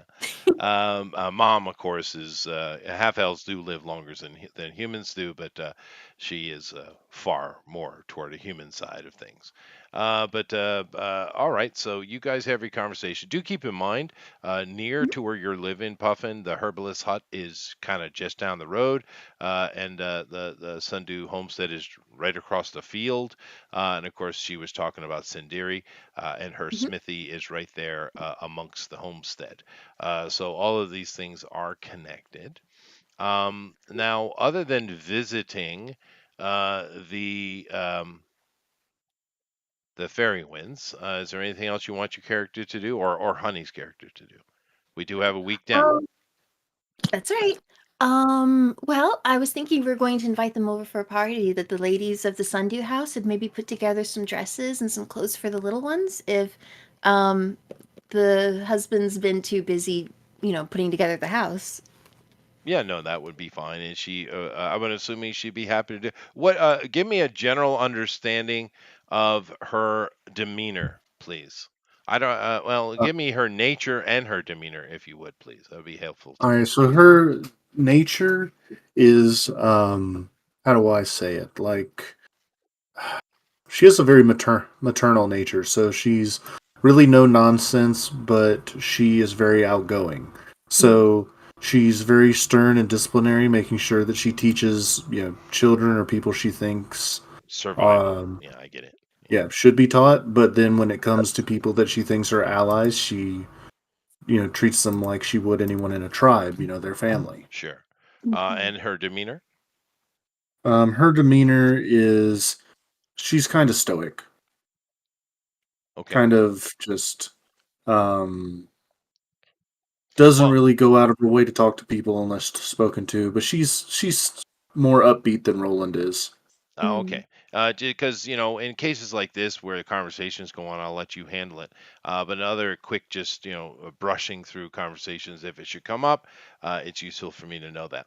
And of course, she's knows she's not stupid. What is her intelligence, by the way? Maybe she is. I Um, could be wrong. I didn't roll her intelligence You yet, but I should think roll. You should roll her up and make her a third level druid. third level druid. Okie dokie. I'll do that real fast, and I'll get back to you. Yeah. But I'm assuming she's not. She's going to have some wisdom and intelligence because she is a druid, and she's Yes. a survivalist, and she was smart enough to figure out how to get away from the manic state that the green elves have been in for far too long. Right. But so she's got to have some intelligence to her. So she's well aware she needs to accommodate herself to this town and become a member of it, for not only for her but for her husband and her children specifically, seeing as she is maternal. So she's very happy to accept such an offer, and she is a quieter type. She's not a chatty type, but Mm. she is honest in her answers, and she is gracious, which she has learned from Puffin, because the green elves don't really have a lot of that graciousness thing going on. So she might slip here or there in that regards, but she will learn. Nevertheless, you have your little party, and everyone comes together with all the ladies and some of the men folk as well. Of course, Yes. your homestead has got a lot of people. It's a big family, Sundu. Mhm. It's not just your mom and dad; it's other members as well. And because the Sundus being the way they are, there's a lot of the people who are family but not by blood, right? That's They're true. like that. Big So up. there's a big old party, a welcoming thing, and there's lots of good foods, and she is stoically gracious. Oh, that's wonderful. We want to make sure everybody feels, welcomed and at home and appreciated because, they're members of the family now too. That's true. Now, Right. I will have to do Bill's next week because I do need to Mhm. do that. It's actually story arc going on with Bill and Dandelion, but that's okay. I can. Hmm. Is Hmm. it Um. Yeah. Okay. This is what I'm going to do. I'll just deal with the other stuff today, and then we'll try to pick it up. But nevertheless, um, you guys are. It's the end of the week, and we have Badger and Dandelion have returned to a trip. They went to up to the north, and they went to go buy tobacco. Is the story. More things are Mhm. going to happen, but I'll deal with that next week. But do you attend them, GOP? Um, Because you said you want to uh, buy a shield and you would have a much better chance of doing that with true, them. true. Yeah, I'll go with them. Why? Oh, so wait, they said they're going where exactly? Well, They're going. they're going up to the Halfling encampment, which is turned into a village, to buy tobacco, and other things are going to happen with them, which aren't going to involve you. But you can travel the road with them, and but you're going to go to the capital. You're Yeah, going to that's go where to I'm going. Fizale. So let me do that, Yeah. and then I'll come back to Lady and Tower and do the end of the week thing with them. So let me do that first. You, Badger, and Dandelion travel along the newish road that was created to connect the kingdom to Iron Pass, which means travel is easy and safe. You have heard rumors of rebellion going on with the red cap gnomes, but that's way up in the northwest, and it has no bearing on you whatsoever. So you travel the road, and you do part your ways as they go to the northeast. You head straight north into the capital. And you've been here before. Other party members may or may not have been. But you have definitely been here, attending your father Hmm. on some occasion, and you're happy to get back because it's freaking splendiferous. It is a gorgeous place with fairy tale castle and beautiful canals. It is so outside of the experience of Iron Pass. Now, you've probably traveled west at least once in your childhood before your stepmother, the Baroness, became intolerable. You certainly would have been attended to some event, some kind of biannual or every 10 year or something like that. You've been to something in the West. And of course, this doesn't even compare to the capital city of Altaria. That is, just an unbelievable sight of human ingenuity and capability. However, outside of that one experience to Disneyland, as it were, This place is quite amazing. Now, you're a country boy, a country lord, but how Mhm. does your character think? Do you prefer the country style, or is this thing just impress the hell out of you? I'm showing a picture, Um, by the way. I think he probably like he's not like one of those people who's like above it all, like where he's like, Snobbish. looks. Yeah, he's not snobbish about it, but he does really enjoy these visits. Like it's a treat to him. He likes going to these places and kind of exploring, and you know, like he's definitely not like someone who's like tries to avoid the cities, right? Mhm. So yeah, no, he's happy to visit when he can. This is a fun experience for him. Now, when you go into Thizale, which is the capital city of the Thysian kingdom, where of course the king and queen reside, and the court is, of course, it's in that fancy little. Well, they have their meetings in the castle. It's very rare that nobility actually live in castles. Keep that in mind. That's very Hollywood. Castles are places to meet foreign dignitaries and places to gather in times of war. For Mm-hmm. protection, there you don't actually live in a Mhm. castle. You live in a palace. And that's what the difference is. A castle is a military structure, a palace is a home. Okay.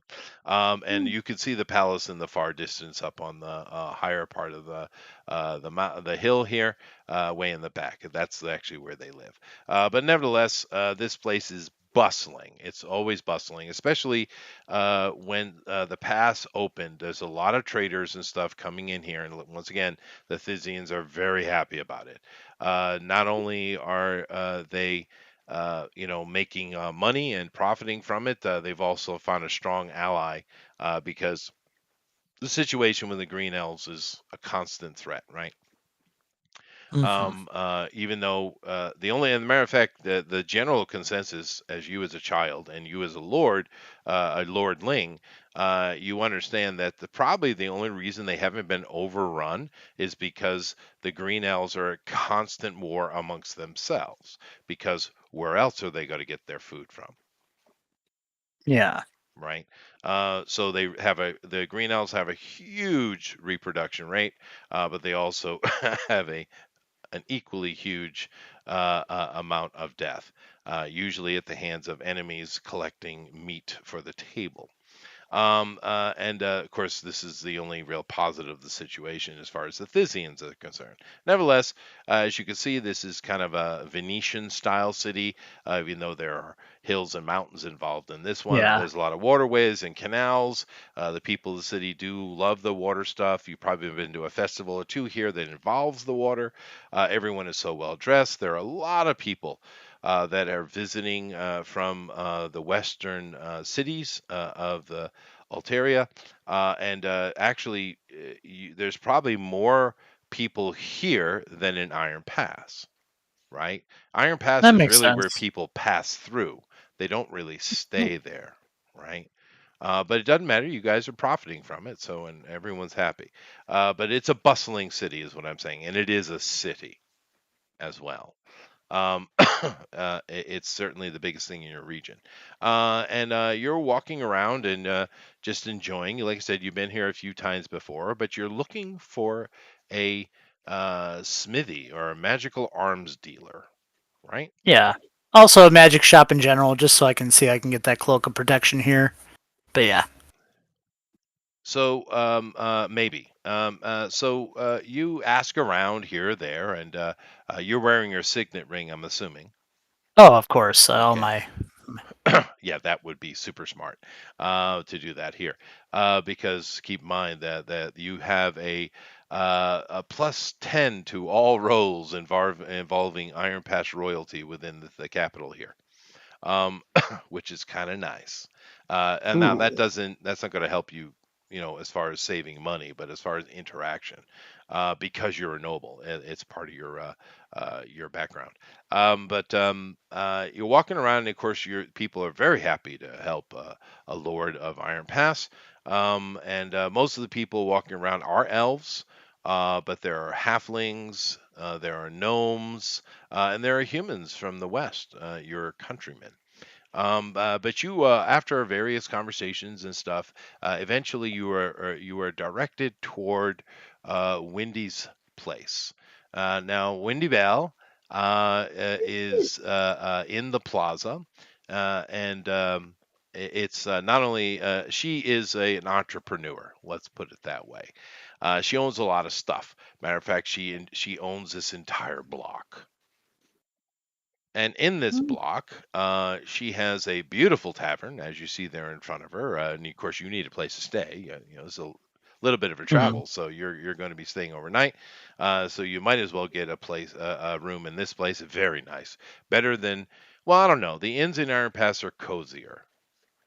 But this is an immaculate and beautiful place to stay. You get yourself a nice room. You, of course, get your discount because you're a lord. And But she owns the entire block, and in the block we have restaurants. We have a bakery, which supposedly has the best pastries in the city.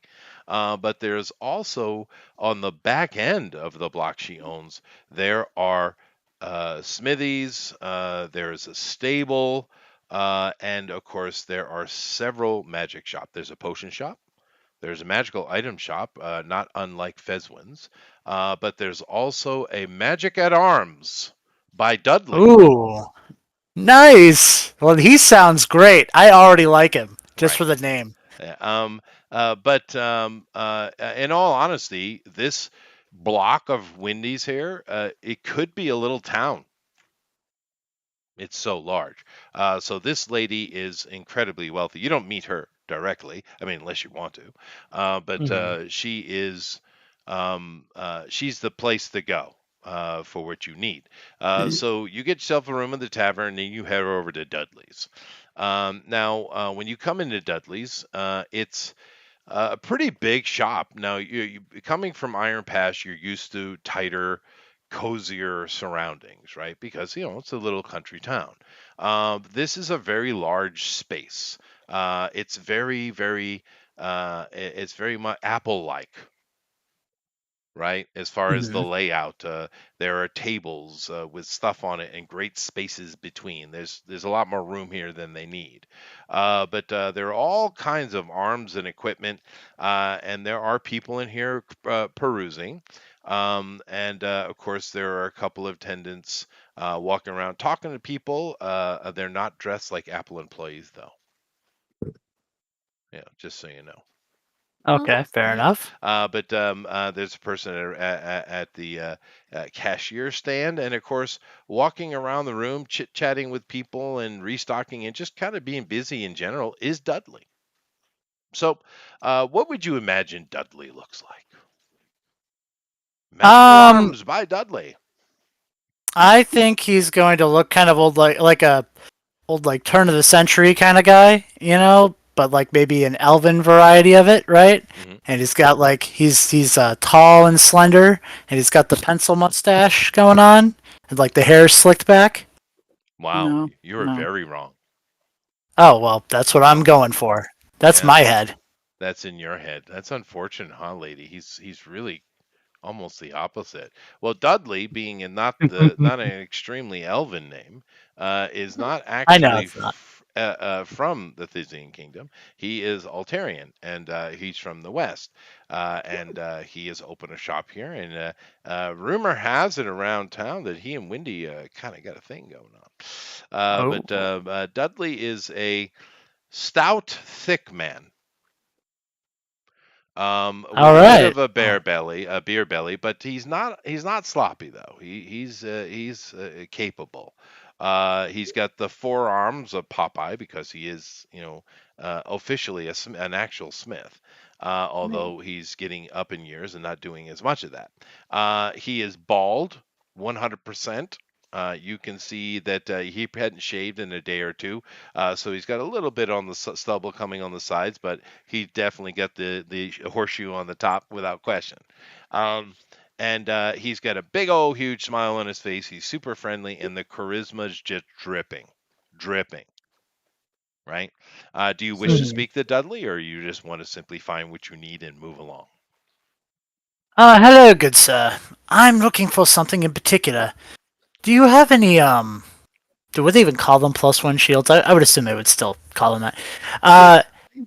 I'm looking for a an uncommon +1 shield. Well, of course they don't tell Whatever. the mechanics. Whatever they call it. Yeah, whatever they call it. A magical shield to protect me in Magic combat. shield. Um, Uncommon magic shield. That's yeah, that's fine. He's like, oh well, a nice, young lord. Uh, are you the Lord of Iron Pass? Well, I am the my father is the Baron. Yes. Oh yes, but you are the young lord, the hero of Iron Pass, I hear, defeating green elves and hags and fighting in the ruins of Cade. Oh, such valor! I am proud to know you. He puts his hand out to shake it. Put him in his Of mouth. course, I shake his hand. And of course, he uses the other arm, picks you off the ground, bear hugs the hell out of you. I wasn't expecting this, but okay. He's like, I do enjoy a little bit of the rumble and tumble. Ha ha! Both out and in the sheet. Wink, wink. But nevertheless, I could certainly assist you. That come here. And he takes you across the room, and there's a wall of shields. And he says, "Don't look at those over there. Those are you don't want those. Those are more for the richy type to just show that they got the money. But I'm not saying you can't afford it, of course. But nevertheless, you want something right here in this area. And there are 6 shields on the wall that fall into the category of +1 uncommon. And one of them is a large kite shield. There are 2 bucklers. There is a small weather shield. There is a crest shield, which is a medium-sized shield. And there is a frickin' tower shield here that's basically the size of a door. Well, I definitely don't want the tower. That's a bit much for me. Well, it's bigger than you are. Yeah, it's indeed. Let's see. How large, is the medium-sized shield compared to me? Because I mean, I would assume I would probably use something that's relatively There decent are in. 4 of the shields would accommodate what you need. Yeah. The medium shields are of elven make. The kite shield and the bucklers are of Altarian make. And the tower shield is of dwarven make, which is interesting because how many dwarves do you need to carry that damn thing? Mm-hmm. You know what? I'll do one of the elven make ones. Something that looks nice but functional, right? Now, the bucklers mechanically are different than the medium shields as far as how they're used. They both offer the same protection +1, but a buckler can only defend against a single enemy, right? Whereas the medium shields, they apply to multiple enemies, right? That's the difference between a buckler and a heater shield, right? The medium size. But of course, the prices are different. The bucklers are much cheaper. Yeah, fair enough. But I will definitely do the heater shield. That works for me. Okay. There are 2. He called one a crest shield, and the other one is kind of a more standard, chevron heater shield. Uh, um, the crest shield is kind of like a heater, but it's instead of being just a kind of an arrowhead shape up at the top, it kind of goes down and swoops into a point at the top. It's kind of fancier looking. The other standard heater shield, it's kind of plain for being elven make, but it's got that elegance that the elves put in everything, even with its plainness. The crest shield, which functions identically, is far more whimsical and elven in its design. It's a little bit gaudy almost, in an elven way. Yeah. So, Hmm. stoic or whimsical, really, is your choice. I should go stoic. I don't want to cause. I don't want to have too much attention on myself, even though my character's like, "Oh, that looks cool." But no, he's like, "I got to be reserved. I got to be reserved." So he's gonna go with the And he's not going with the crest. He's going with the other option. The Option heater. 2, the So heater. he's like, oh, it's a good choice. He takes it off the wall. Of course he's a little bit shorter than you actually. Oh no, I guess he'd be about the same height as you. But he does get a stool and he kind of takes it off the wall and hands it. Let's see how it looks upon you, boy. Put it on the arm. And I put it on my arm. Like has good Now, weight to it. now, as soon as you put this on your arm, the style and patterning doesn't change whatsoever, but the color of the shield shifts to you, your mood, your Oh. character. So, what color does it become? Um. Black, like the color of his soul. No, I'm not That's right. evil. Good answer. I'm not evil. Plus 50 experience points for Puffin. Woohoo! I'm not. Is it one of those like mood crystal It's a weird mood ring. things? It's a mood ring shield. Yeah. That's what it is. Yeah, that's what it is. Yeah. I don't know. I'm not brushed What's up your on my mood ring. sign, GOP? Anyway. Oh God. No, I'm kind of excited to be here. That's my mood right now. I'm happy and excited So to be here. choose a color. Okay. If you don't want me to choose it, Dudley, he's got to choose something vibrant. That's true. Well, we'll say like a no. Neon pink. No, Yes. we'll just say like a blue. It's just a blue. It's just like a regular, not like a bright blue. It's just it fits like it's kind of like something you would expect for like a like a regular shield. Not like anything extravagant. The blue of royalty. Ah, it is wonderful. They always say purple should be with the royal color, but I suppose it is. It is expensive. But no. I think blue is far more royal. It looks great on you, young man. Come, let's go to the register and purchase your new goods. All right, I I'm love excited. Dudley already. Weren't you looking Dudley's for I do something too. else? He's great. Dudley's going in the book, dude. I'm He gonna should. have my freaking Yeah. my presentation's getting enormous though, dude. You guys don't understand the workflow I'm doing over here. You don't. Okay. But anyway. We need to send you a T2 thumb drive, don't we?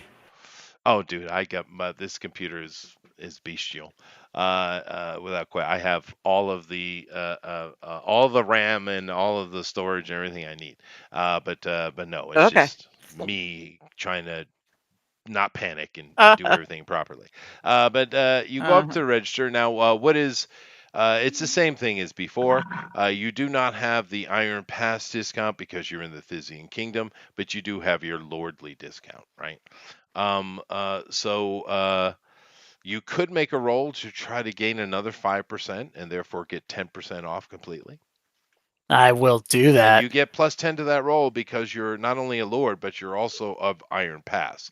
And the people I don't know that they've been told openly by the royals to be nice to the Iron Pass, or if they just do it naturally because elves are smart and they're well aware of the benefit that the Altarians bring to them. Either way, you do get that plus 10 in all your communications and interactions and bartering in town, which is enormous, right? So make your roll, please, and I'm sure don't roll a 1, basically. That's a D20 plus 24. Yeah. Okay. Yeah, don't roll a 1. 38. Yeah, okay. Very good. So you get yourself a 10% discount.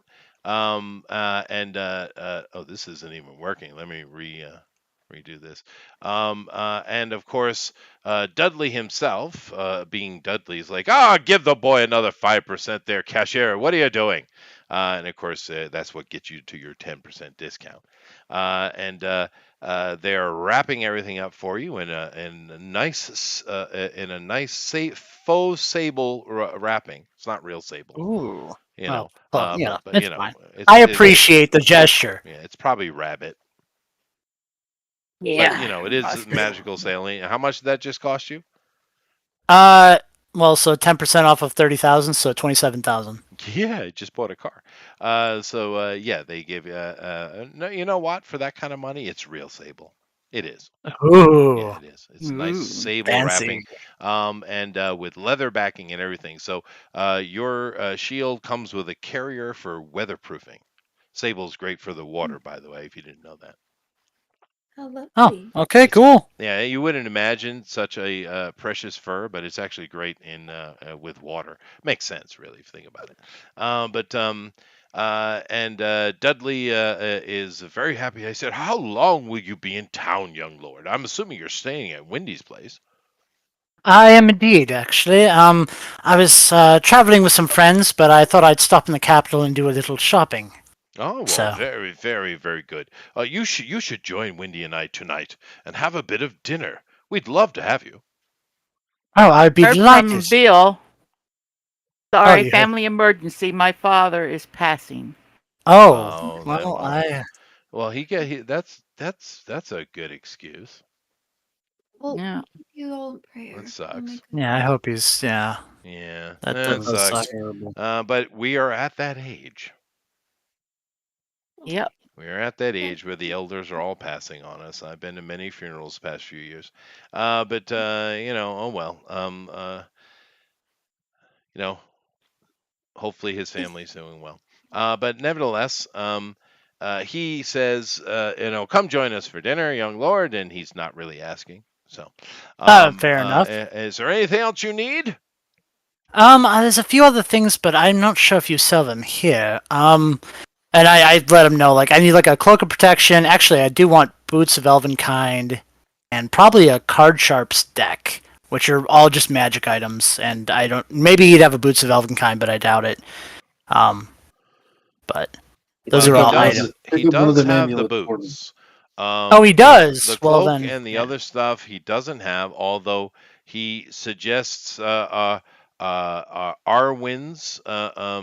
Emporium, which is literally next door. Hmm. They have a lot of that. He's not sure, of course, but they have a lot of that kind of stuff. I do have the boots, young man. I have a selection. Would you like to see? Oh, of course, I would love to. He grabs you about the shoulder and walks you over to the boot area and shoe area. And he's like, "Oh, we're going to have a fine time. I think we shall have pork. Do you like roast pork, young man?" Why, I adore it. "Oh, well, that is excellent. Joseph, come here. Come." And Joseph runs across the room at the bellowing man. Joseph, go and tell Wendy to tell the chef we're going to have ourselves a roast pork. They should get on it. And he say, "Yes, sir," and he runs off to do what he's been ordered to do. You come over to the boots area and shoes, and you see there is quite an assortment actually in this area. Of course, most of this shop is dedicated to armor and weaponry, arms, of course, but they do like with the shields. They also have the footwear, and he shows you a section, and these are all elven-made boots, is what he calls them, right? And of course, they give you the bonus that Elven boots do. Yeah. And the selection you have is there's quite a few of them here actually. It's a very common item amongst the elves, right? Elven cloaks, elven boots are common for them. They're not uncommon for other people, right? Hmm. Um, but although there is some slight variety in style and stuff like that, there's basically three specific styles you can choose from, although there are multiple options within it. One style, furry barbarian look. He says it's in style here the past few years. The Thesians seem to like a little bit of the cosplay of the Northmen, but I don't know if that's for you. And he looks at another one. It's far more elegant. It almost looks like a boot that you would wear to a courtly dinner, but yet it Okay. functions perfectly. And there are several of those types. And he said, "This might be your type. I mean, being a young lord and all." But we also have this other type. And this one is much more militaristic looking. It's stouter in build, although it doesn't change the magic of it. It's Yeah. stouter in build. And like I said, much more military shod. So these are the three styles that they have, and like I said, there are several representations in them. It seems like the elves do like their boots. Hmm. Well, I think, I do like my it's boots. probably most befitting my character as a nobleman to go with the more noble looking Sure. option. So that would just make sense, I think, for my character. Well, you have basically three choices in this. There are a blue pair, which look quite regal. There are a Mhm. pair that are a mix of, it's probably leather and brass, but the brass has been shined to such a point that it's gleaming like gold. It's kind of bling bling. And then there are another pair that are black with silver tips. Ooh. Ooh. That just sounds cool. Oh man, the black with silver tips I think just is sleek, you know. Um It is. yeah. You know what? Black with silver tips. That's what we're doing. All right. So he's a good choice, young man. Not what I expected. Very good. I'm really looking forward to the conversation over dinner tonight. Ha ha ha. He takes you over to the register, of course, and you finish Mhm. all of that purchasing. Now, I'm assuming you go next door and just give me rolls for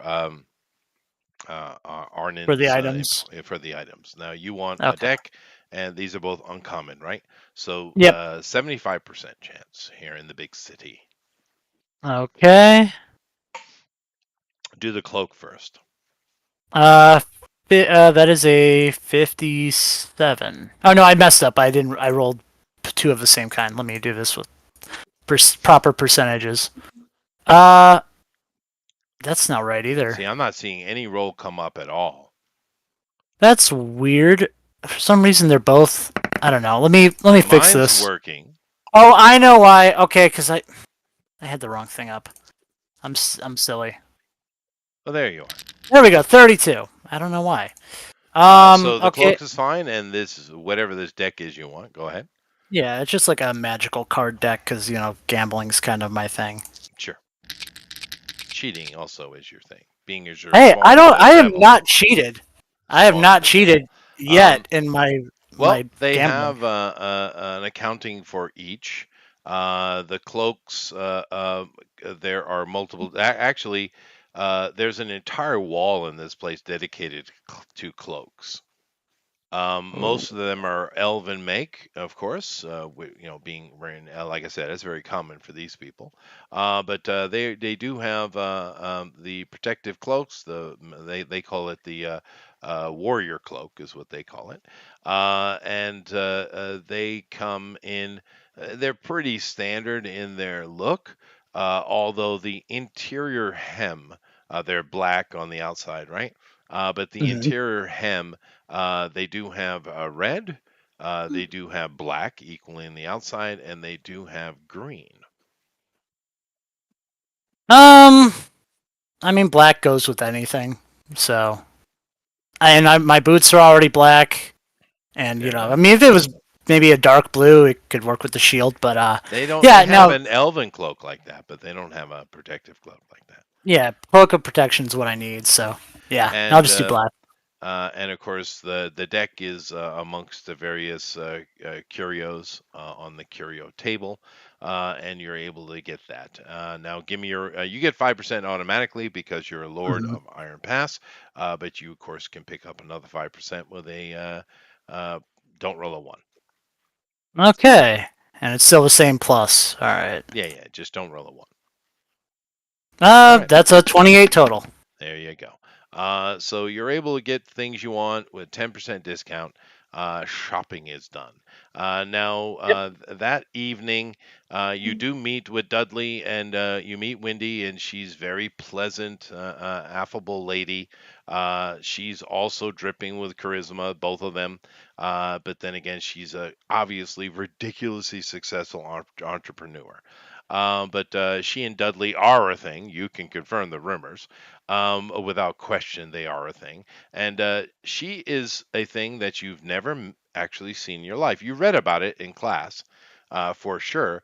But she is well, you would assume, a half tabaxi. Hmm. And you've never 'Cause I met mean, a I might have. Yeah.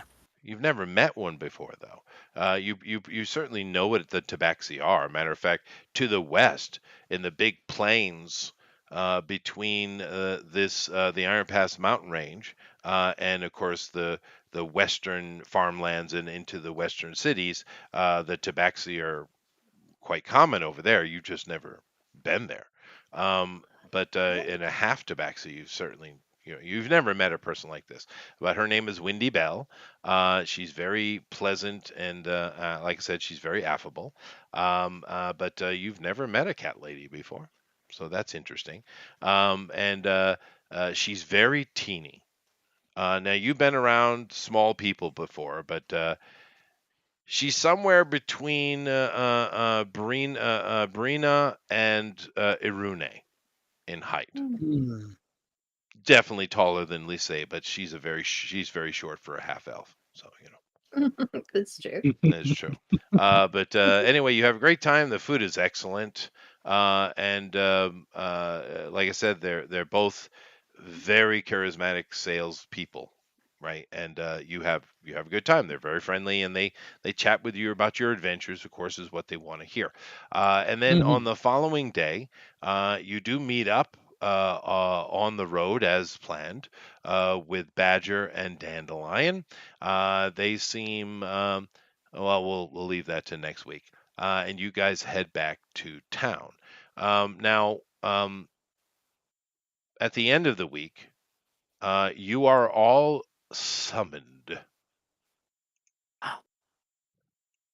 Summoning. And you're all summoned to Wingwoms. Okay. And you go over here and as you're summoned, and of course, in here in Wingwoms is Wimble. Of course, you guys have been here many times, but it's also where Jason has been hole up, right? Yeah. The accountant, and he and Wingwam have become fast friends. They're very similar people, but Jason, of course, is here, and you all gather. He says, "The Baron wishes to speak with everyone." All right. So, you guys gather. He does his thing, and of course, walking through his portal is where is it? Here we go. Baron Fedskit himself. And he has two people in tow. He bows, of course, to everybody and nods his head as he is a very polite man. He says, "Well met. I hope everyone has enjoyed their time off and things have been well. I do have some information. But first, I would like to introduce you to a couple of people who I think would be of good assistance to you in this endeavor in dealing with the prince and his evil plans." I resisted, GOP. I resisted. Okay. Even though that was the perfect word for the moment. Nevertheless, he introduced two people. First, I don't have a picture for Tower's character yet, but I'll work on it once I talk with him here. But what we do have is a picture for Lady. So he says, "This is one of my own." Now, Lady, Tivera is her name. Now, I chose this picture just very quickly, but it seems to match what you had said. But now Tivera is got the white hair, but is she an undead Gordati or one of the hair dyers? She may be. Which Oh, she that's wouldn't right. be. She can't be one of the undead, so she's a hair Can't be on dyer. the. No, you're Yeah, not she's a that hair thing. dye. I'm not Okay, dealing with that. no, no. So she's a So hair her hair's dyer. black then. Okay, yeah. Well, no, you can because many of their especially people who work for the government, it is fashionable to dye their hair white or gray to Okay, emulate the authority. It's not uncommon. okay, Matter of fact, you saw that the princess had done it, right? Like a powdered okay. wig. Yeah. So now your character is something that GOP made up. Technically, the Gordati are just humans, but I mean, it's okay. Mm-hmm. It doesn't really matter. Lady, you are introduced as Tivera, and go ahead and describe yourself and tell us what you look like, other than the picture I put up, and tell us about your character. Go ahead.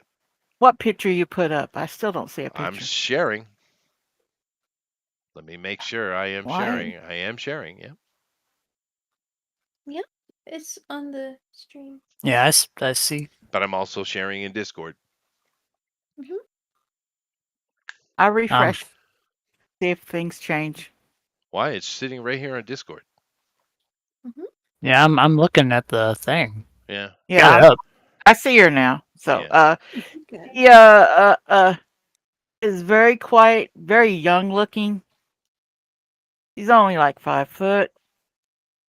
She is very gothic because she likes to wear black. But all the stuff. Excuse me. I'm sorry. Wrong character. She's dressed all in green. Oh, She's studded leather, even though it's green. She's very demure.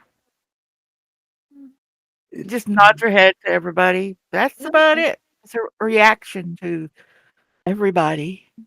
She sounds very elegant.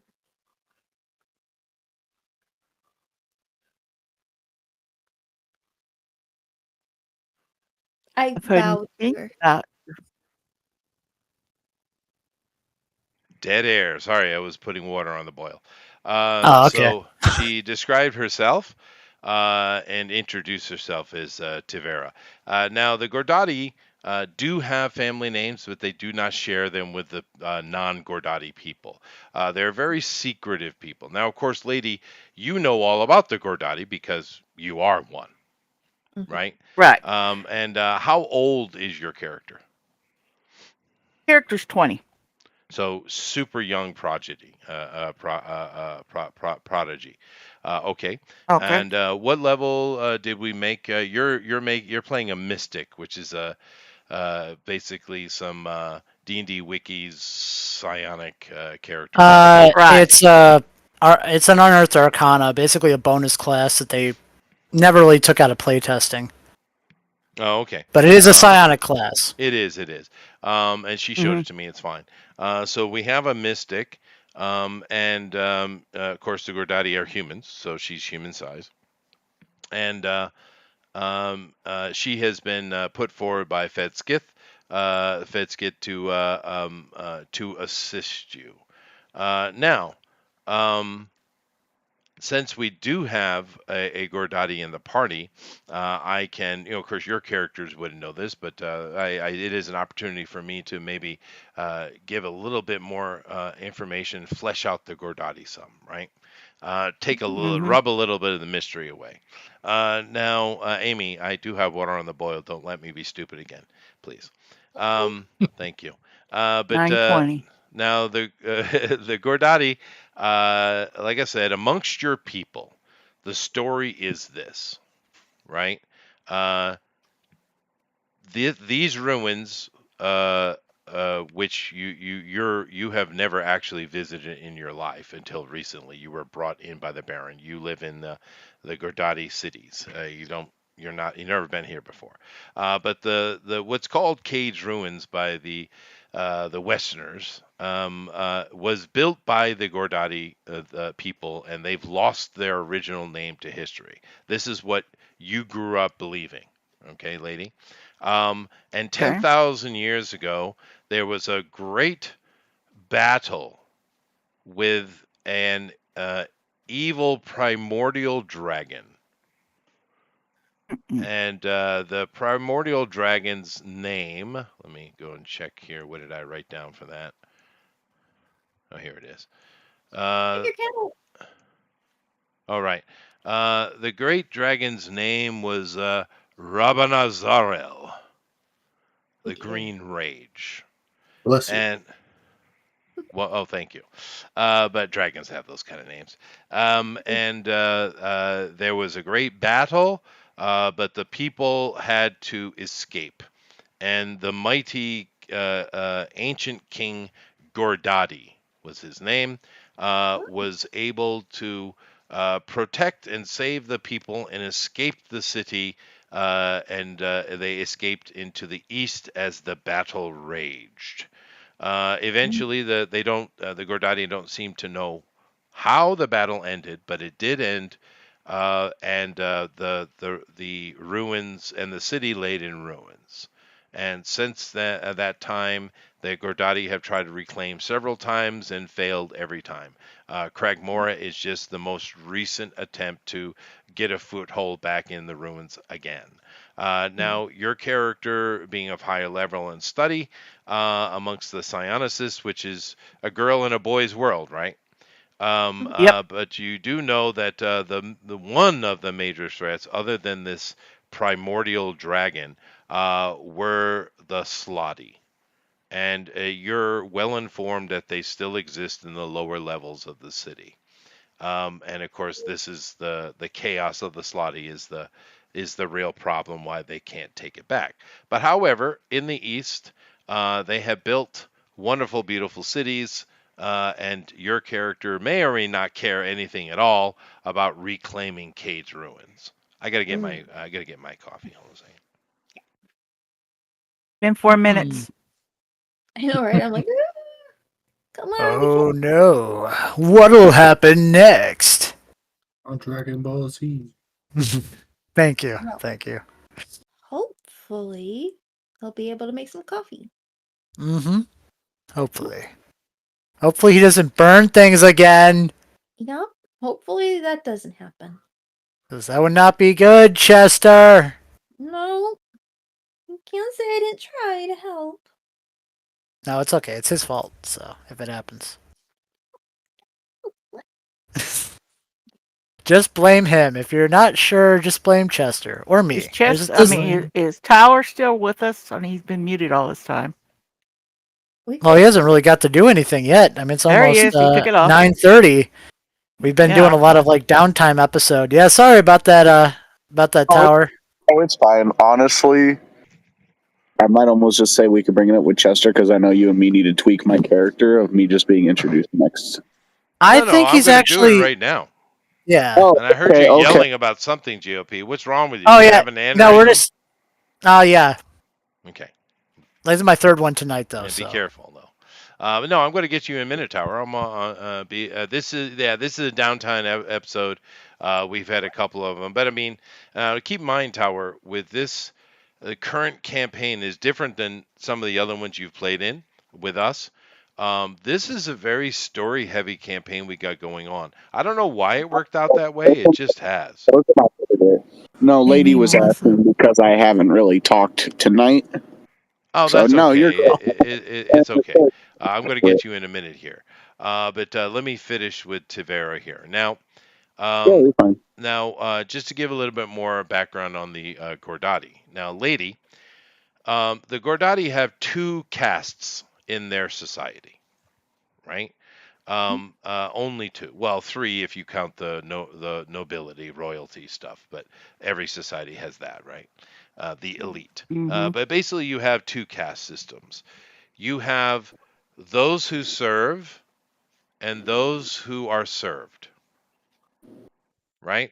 Now, Oh. the ones that are served are when they die, natural causes and all that kind of stuff. Matter of fact, your people, because of various magics, you are masters of necromancy. Do keep in mind, a lot of people always think of necromancy as being evil, evil, evil. Well, that's not necessarily true at all. Matter of fact, necromancers are some of the best healers you can find, right? They're amazing with keeping the body going, right? But Right. so your people are long lived, and the people that are served are when they do die, their body is transformed into some manner of undead to serve the population. Now, most of that is just undead, kind of like a pseudo zombie worker. They're kind of mindless, but you have certain magics and technologies that allow you for them to function like an automaton, like a robot. right? So you have Mm-hmm. that.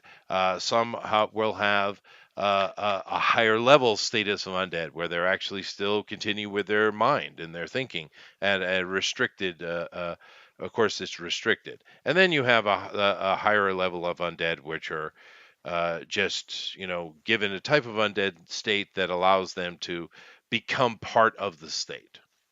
Right now, Oh, those are the ones who serve, which is you, right? Mm. So you're when you were a child, you might have been, more carefree during your teenage years.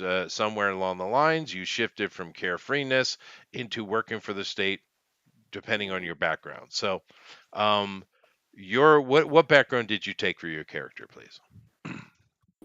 Oh, just a second. Dip, dip, dip, dip, dip, dip, dip.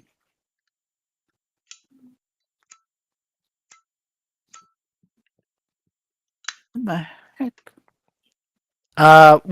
We No, selected hang on. cloistered. Almost got it. Okay, Yeah. I have it pulled up. Cloister scholar. Cloistered, Scholar. Okay. cloistered scholar. Yeah. Cloistered scholar. Okay. I don't scholar. So basically, you Oystered never, schooner. yeah. Well, you never had Spencer. Yeah. the rebellious phase then, right? So Right. you've never been one of the served. Now the served live their lives in complete decadence and hedonism. They do whatever they want. They can they can do as many drugs and as many alcohol as they want because you have magical healings and potions that will cure it. You have a hangover, you take you take a tonic, right? Your society is at that level, and these kind of tonics are cheap. It's like going and buying a soda, right? So they live hard, they party hard. But those are the ones that are served. And of course, when they die, they serve everyone else, right? Right. You are taking a different track now, and of course, the reason for that is the reason you might want to choose that is that when you die, you will be still you, right? Uh, Okay. you are going to keep your intelligence. You will probably become a necropolitan, unless you achieve amazing great things, and maybe you'll be given vampirism or even a mummyhood. Lichhood is rare. That is rare. But that's only for the top, and you probably aren't of the right birthright for that. However, you will certainly be a necropolitan at a minimum continue. And maybe that's what motivated your character, or maybe not. But nevertheless, this is Gordati society. And the two castes don't interact very much. Um, Now, the decadent, hedonistic, the ones who are served, they have plenty of undead that serve their needs. What is your opinion of the ones that are served?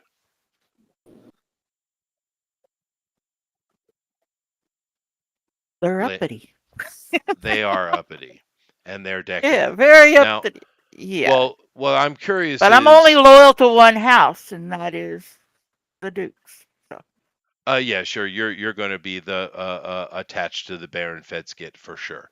Yeah, without question, you're attached to his house. You're probably one of his not his retinue, but a retainer underneath him in one of his scholarly libraries or one of his endeavors. You're definitely a okay. trusted person of the Baron. You wouldn't be here otherwise. Okay. As a matter of fact, you can write him down as a contact because he is one. But now.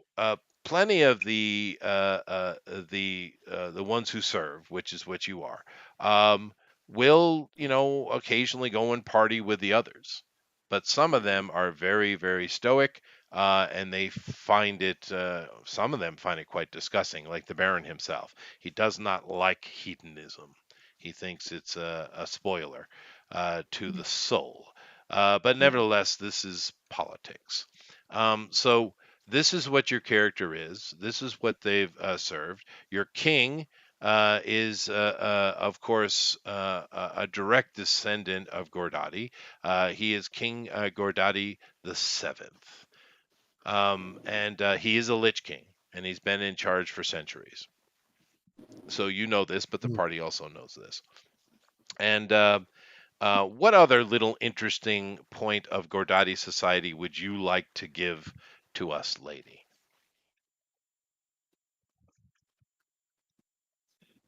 Lady? I'm thinking, what kind of little. So I am one who serves. Mhm. True. But Um, Gordati society is very simple, right? You have those who go through life working and managing the existence of the empire is what you're doing. You're part of that. mm-hmm, And of course, they right. continue in death, right? The rest of the majority of the population just live it up in life, and then when they die, they serve the greater good, the community. That's your society. That's how it is. It's weird for outsiders, but for you, it's the most normal thing. Seeing an undead moving around for you is that's Tuesday. Normal. Yeah. Okay. I was thinking maybe she probably like to collect fables. I don't No, no, know. no, no, no, no, no. That's not what I'm doing. What were you I'm asking? giving you an opportunity to add to the lore of the Gordati. They have a third Oh, nipple in a strange place. Yeah, that's you. That's no, that. Yeah, yeah. no, that would be you. Um, I know I like that fact that we're mystery to Yeah, I'm not everyone else. revealing too much. I'm just giving Yeah. you an opportunity to add something to it. Um. Is Oh, there to add something to it. It's called role is playing. there Yeah, I know, but this I'm part I just didn't thinking. prepare for the cast. See, look, I originally thought that if someone by trick or by hook, I don't know, pronounces the real race, because she even outside of herself doesn't say Gordati. She says Death Speakers Of on course you do. purpose. That is the rule. Yeah. Yeah, that Yeah, is the rule. that is the rule. So she's ready to cut anybody's throat who does say it. It's Okay. not Well, we of don't have her. to get that crazy about it, Yeah. but you know, Okay. it is a general rule. But I'm not. I've already given that information. I want other Yeah. information. Okay. You want Look, other if you can't information? think of anything, lady, I think we should all just agree that it's going to be the nipple thing. No, No. we don't agree. Okay. Oh, fine. Well, it's just me then. The, the nipple thing. This is why we can't have more Something. XP, GOP. Yeah. Yeah, this is the reason why you can't have more XP. Yeah.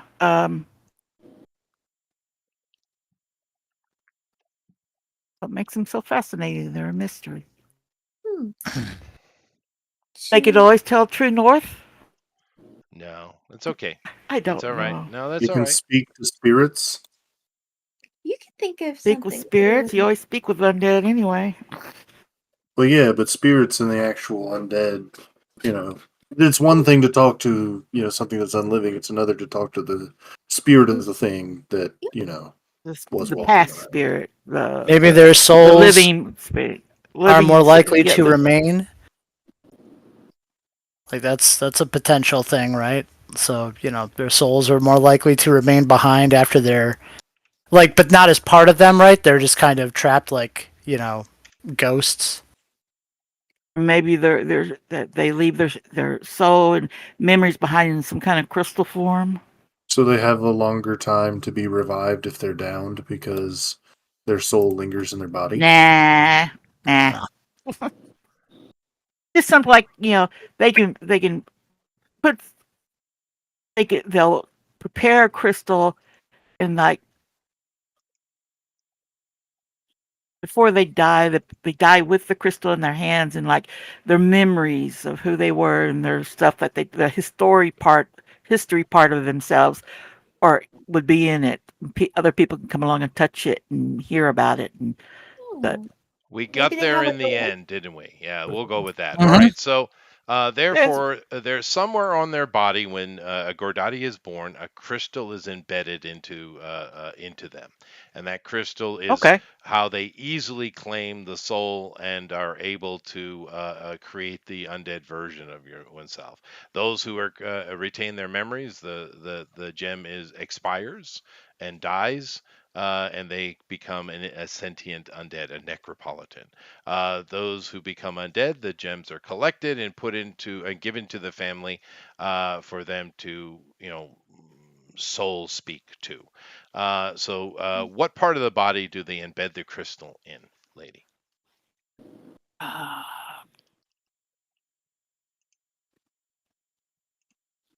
The empty cavity that's between right below the waistline. The taint? That would be a horrible place to have a gem, I think. No. Yeah. That's their dirty secret. That's a dirty They're secret. tainted. How about the navel? Oh, How about that? Let's go with The yeah. navel, navel. shall we?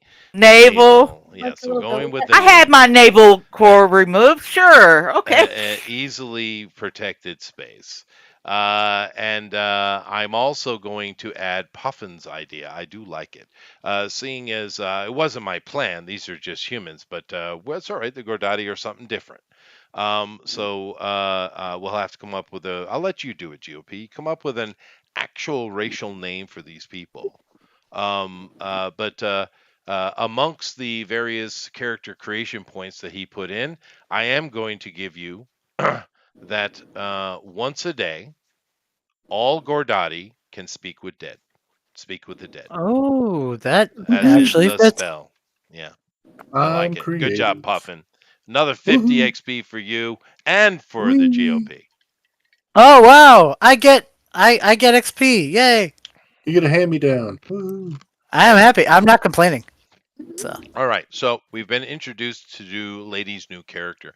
Tower, what is the name of your character, please? Tower. Is he Tower. sleeping?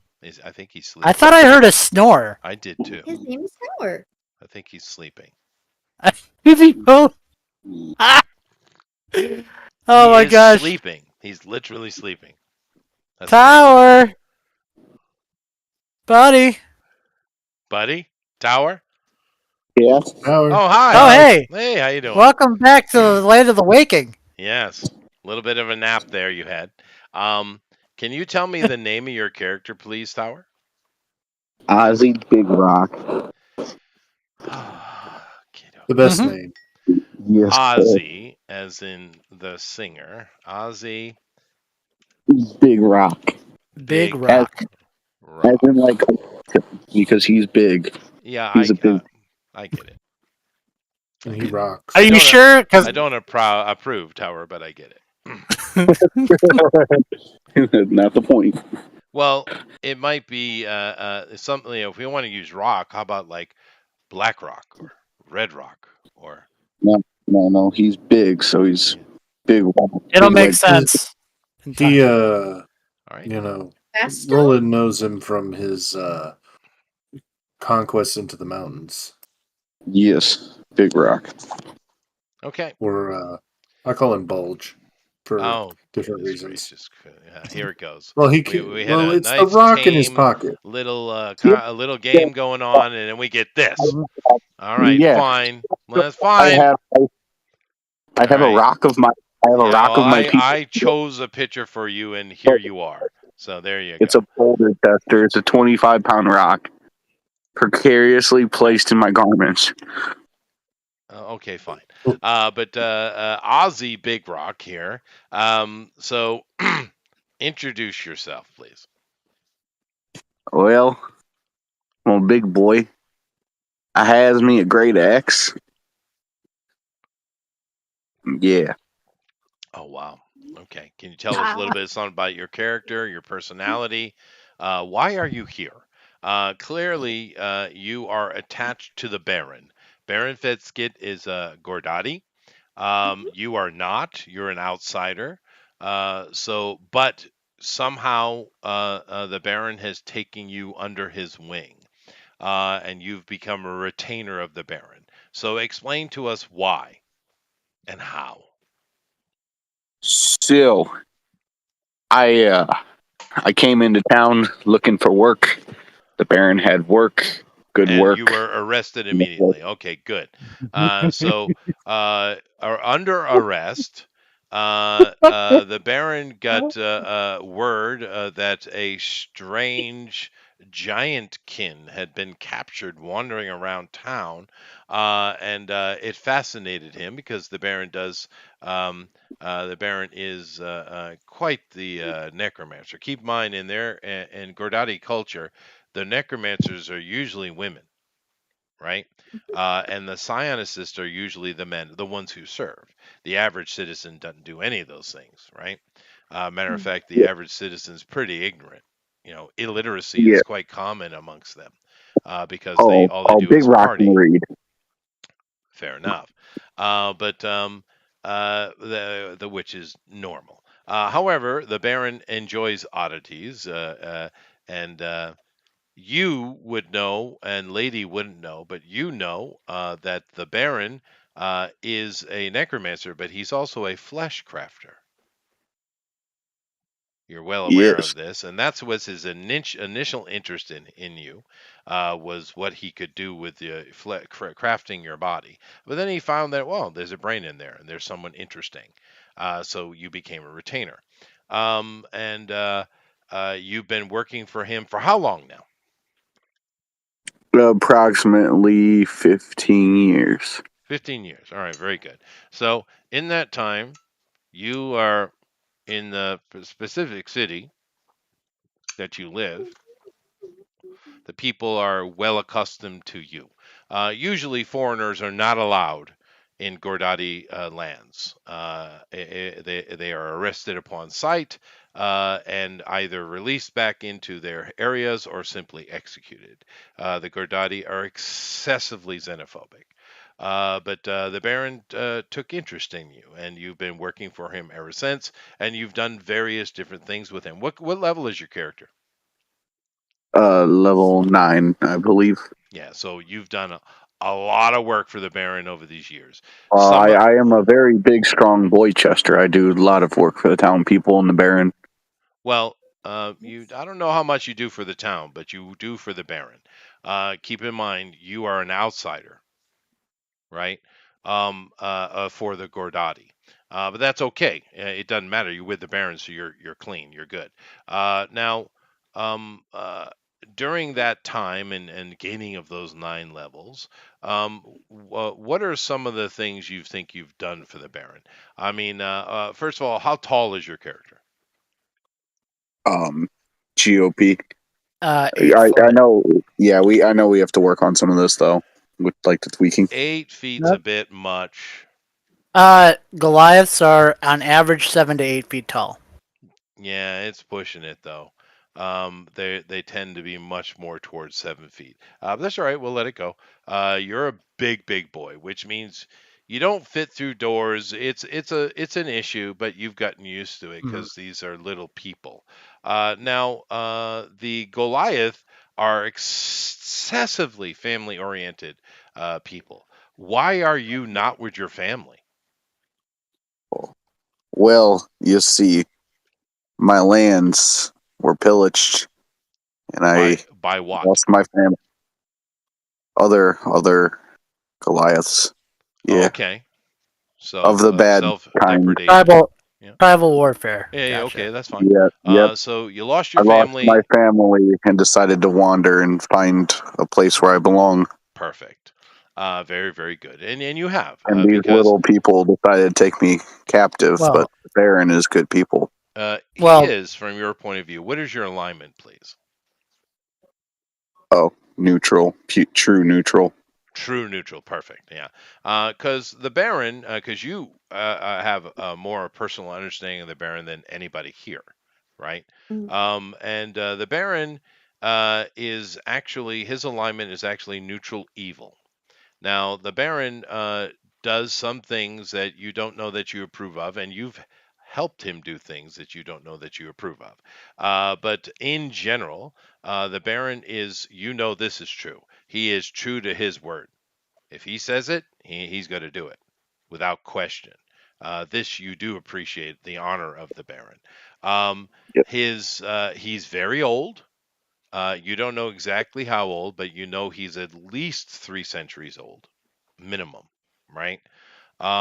Because you work for the Baron, but you're not friends with the Baron, right? And he's often quite busy with matters of state, which you've been involved with quite a bit, and often that regards the king. You've actually met the king.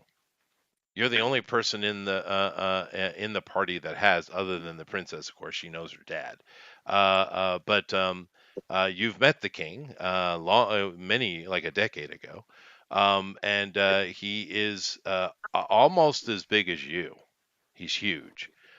He's Gordati, but he's huge. He's a very big man, and he is an undead lich, and he dresses in armor every time you saw him. He's got a big old two-handed sword, and he looks quite imposing from your point of view. Now, some of the things that you've done with the Baron are just statecraft stuff, looking to protect the Gordati, and you've come to understand and, in a way, become a protector of the Gordati yourself. At least in spirit. But some of the things that the Baron does that you don't appreciate very much is his hobby is flesh crafting, and that often involves turning flesh that is not necessarily willingly given, right? Yes. So we have Ozzy Big Rock. Worked for the Baron for 15 years, and the Baron has told you that the Prince of Cragmoria, which you have met before with the Baron. Matter of fact, it was probably a year ago, a year and a half ago, who you didn't care for very much because he's one of those dandy, those homosexual dandies. Now, I don't know your character's sexual leanings. It doesn't really matter, but he's one of them types. Well, You he is Big Rock after all. well, I'm just saying, but your character appreciates someone who does things directly, gets them done, works with their hands, which the Baron is very much that guy. He dresses for court, but he is very much a hands-on type of guy, and he's extremely honorable. The prince struck you the wrong way immediately. And of course, the Baron was kind of quietly seething whilst interacting with him, which you notice because you've been with the Baron for a long time. You've very quickly become his right hand man, right? So him lending you out to the party is kind of a big deal, actually, because you've been that sword beside him for quite a while. Now you say you carry a battle axe. What other kind of equipment did GOP set you up with? Javelins of the variety of 4.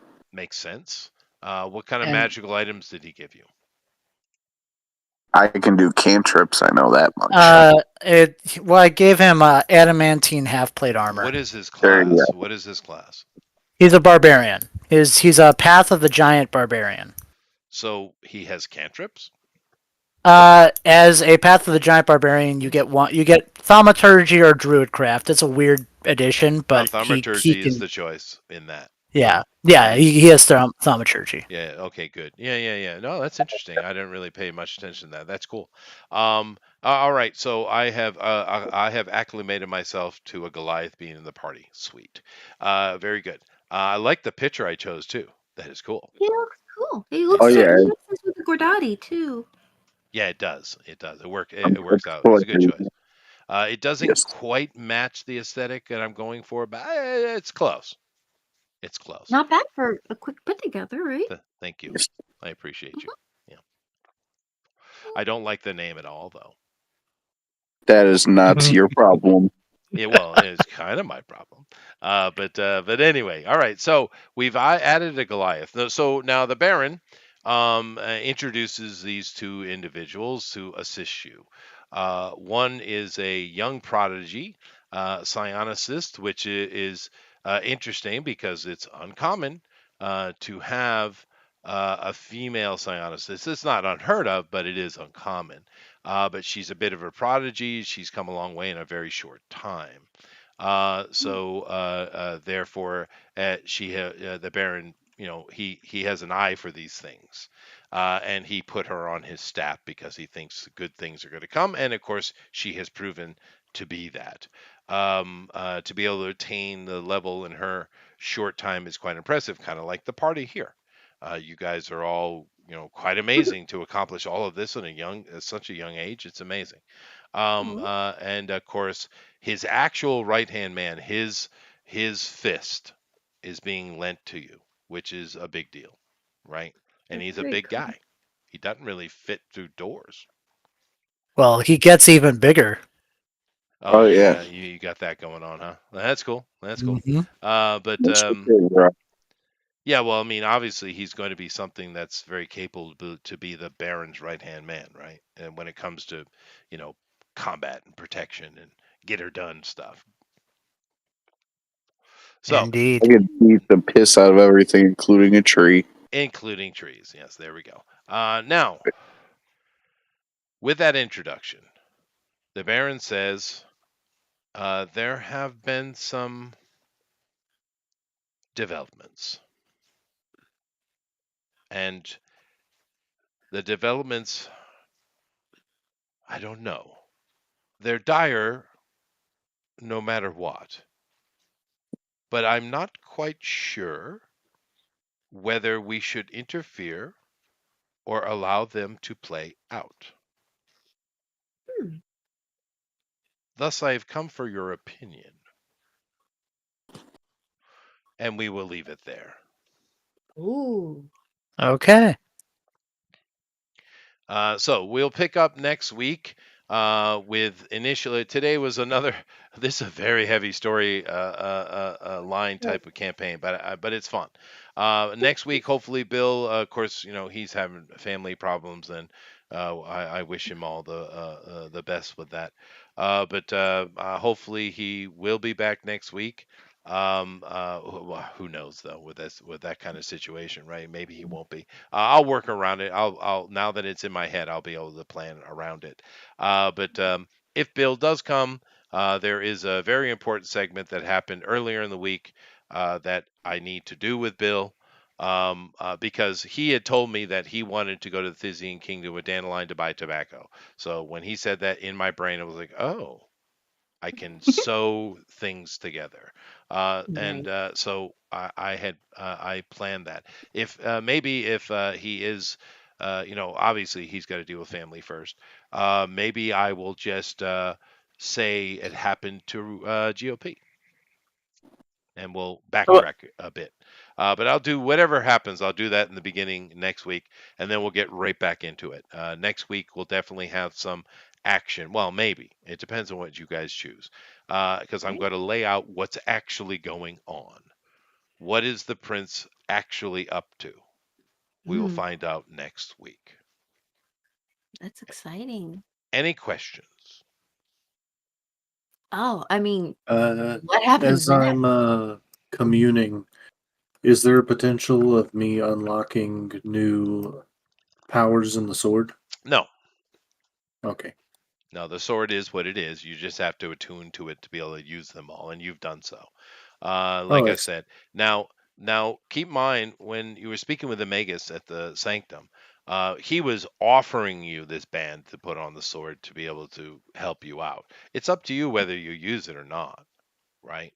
That is your choice. Keep in mind, it will allow you to set the sword down, which means you don't have it in your hand. Now, when you're out doing combat, you got to have it with you anyway. But it'll allow you to live a normal life. But it Right. will piss the sword off. It just won't harm you. So keep that in mind.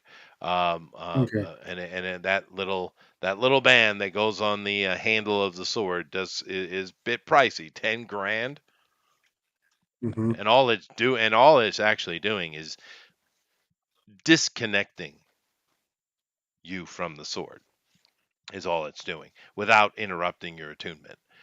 So it's not doing much, but it's certainly enough to allow you to live a normal life, but it is pricey. 10 grand for that, it's a lot.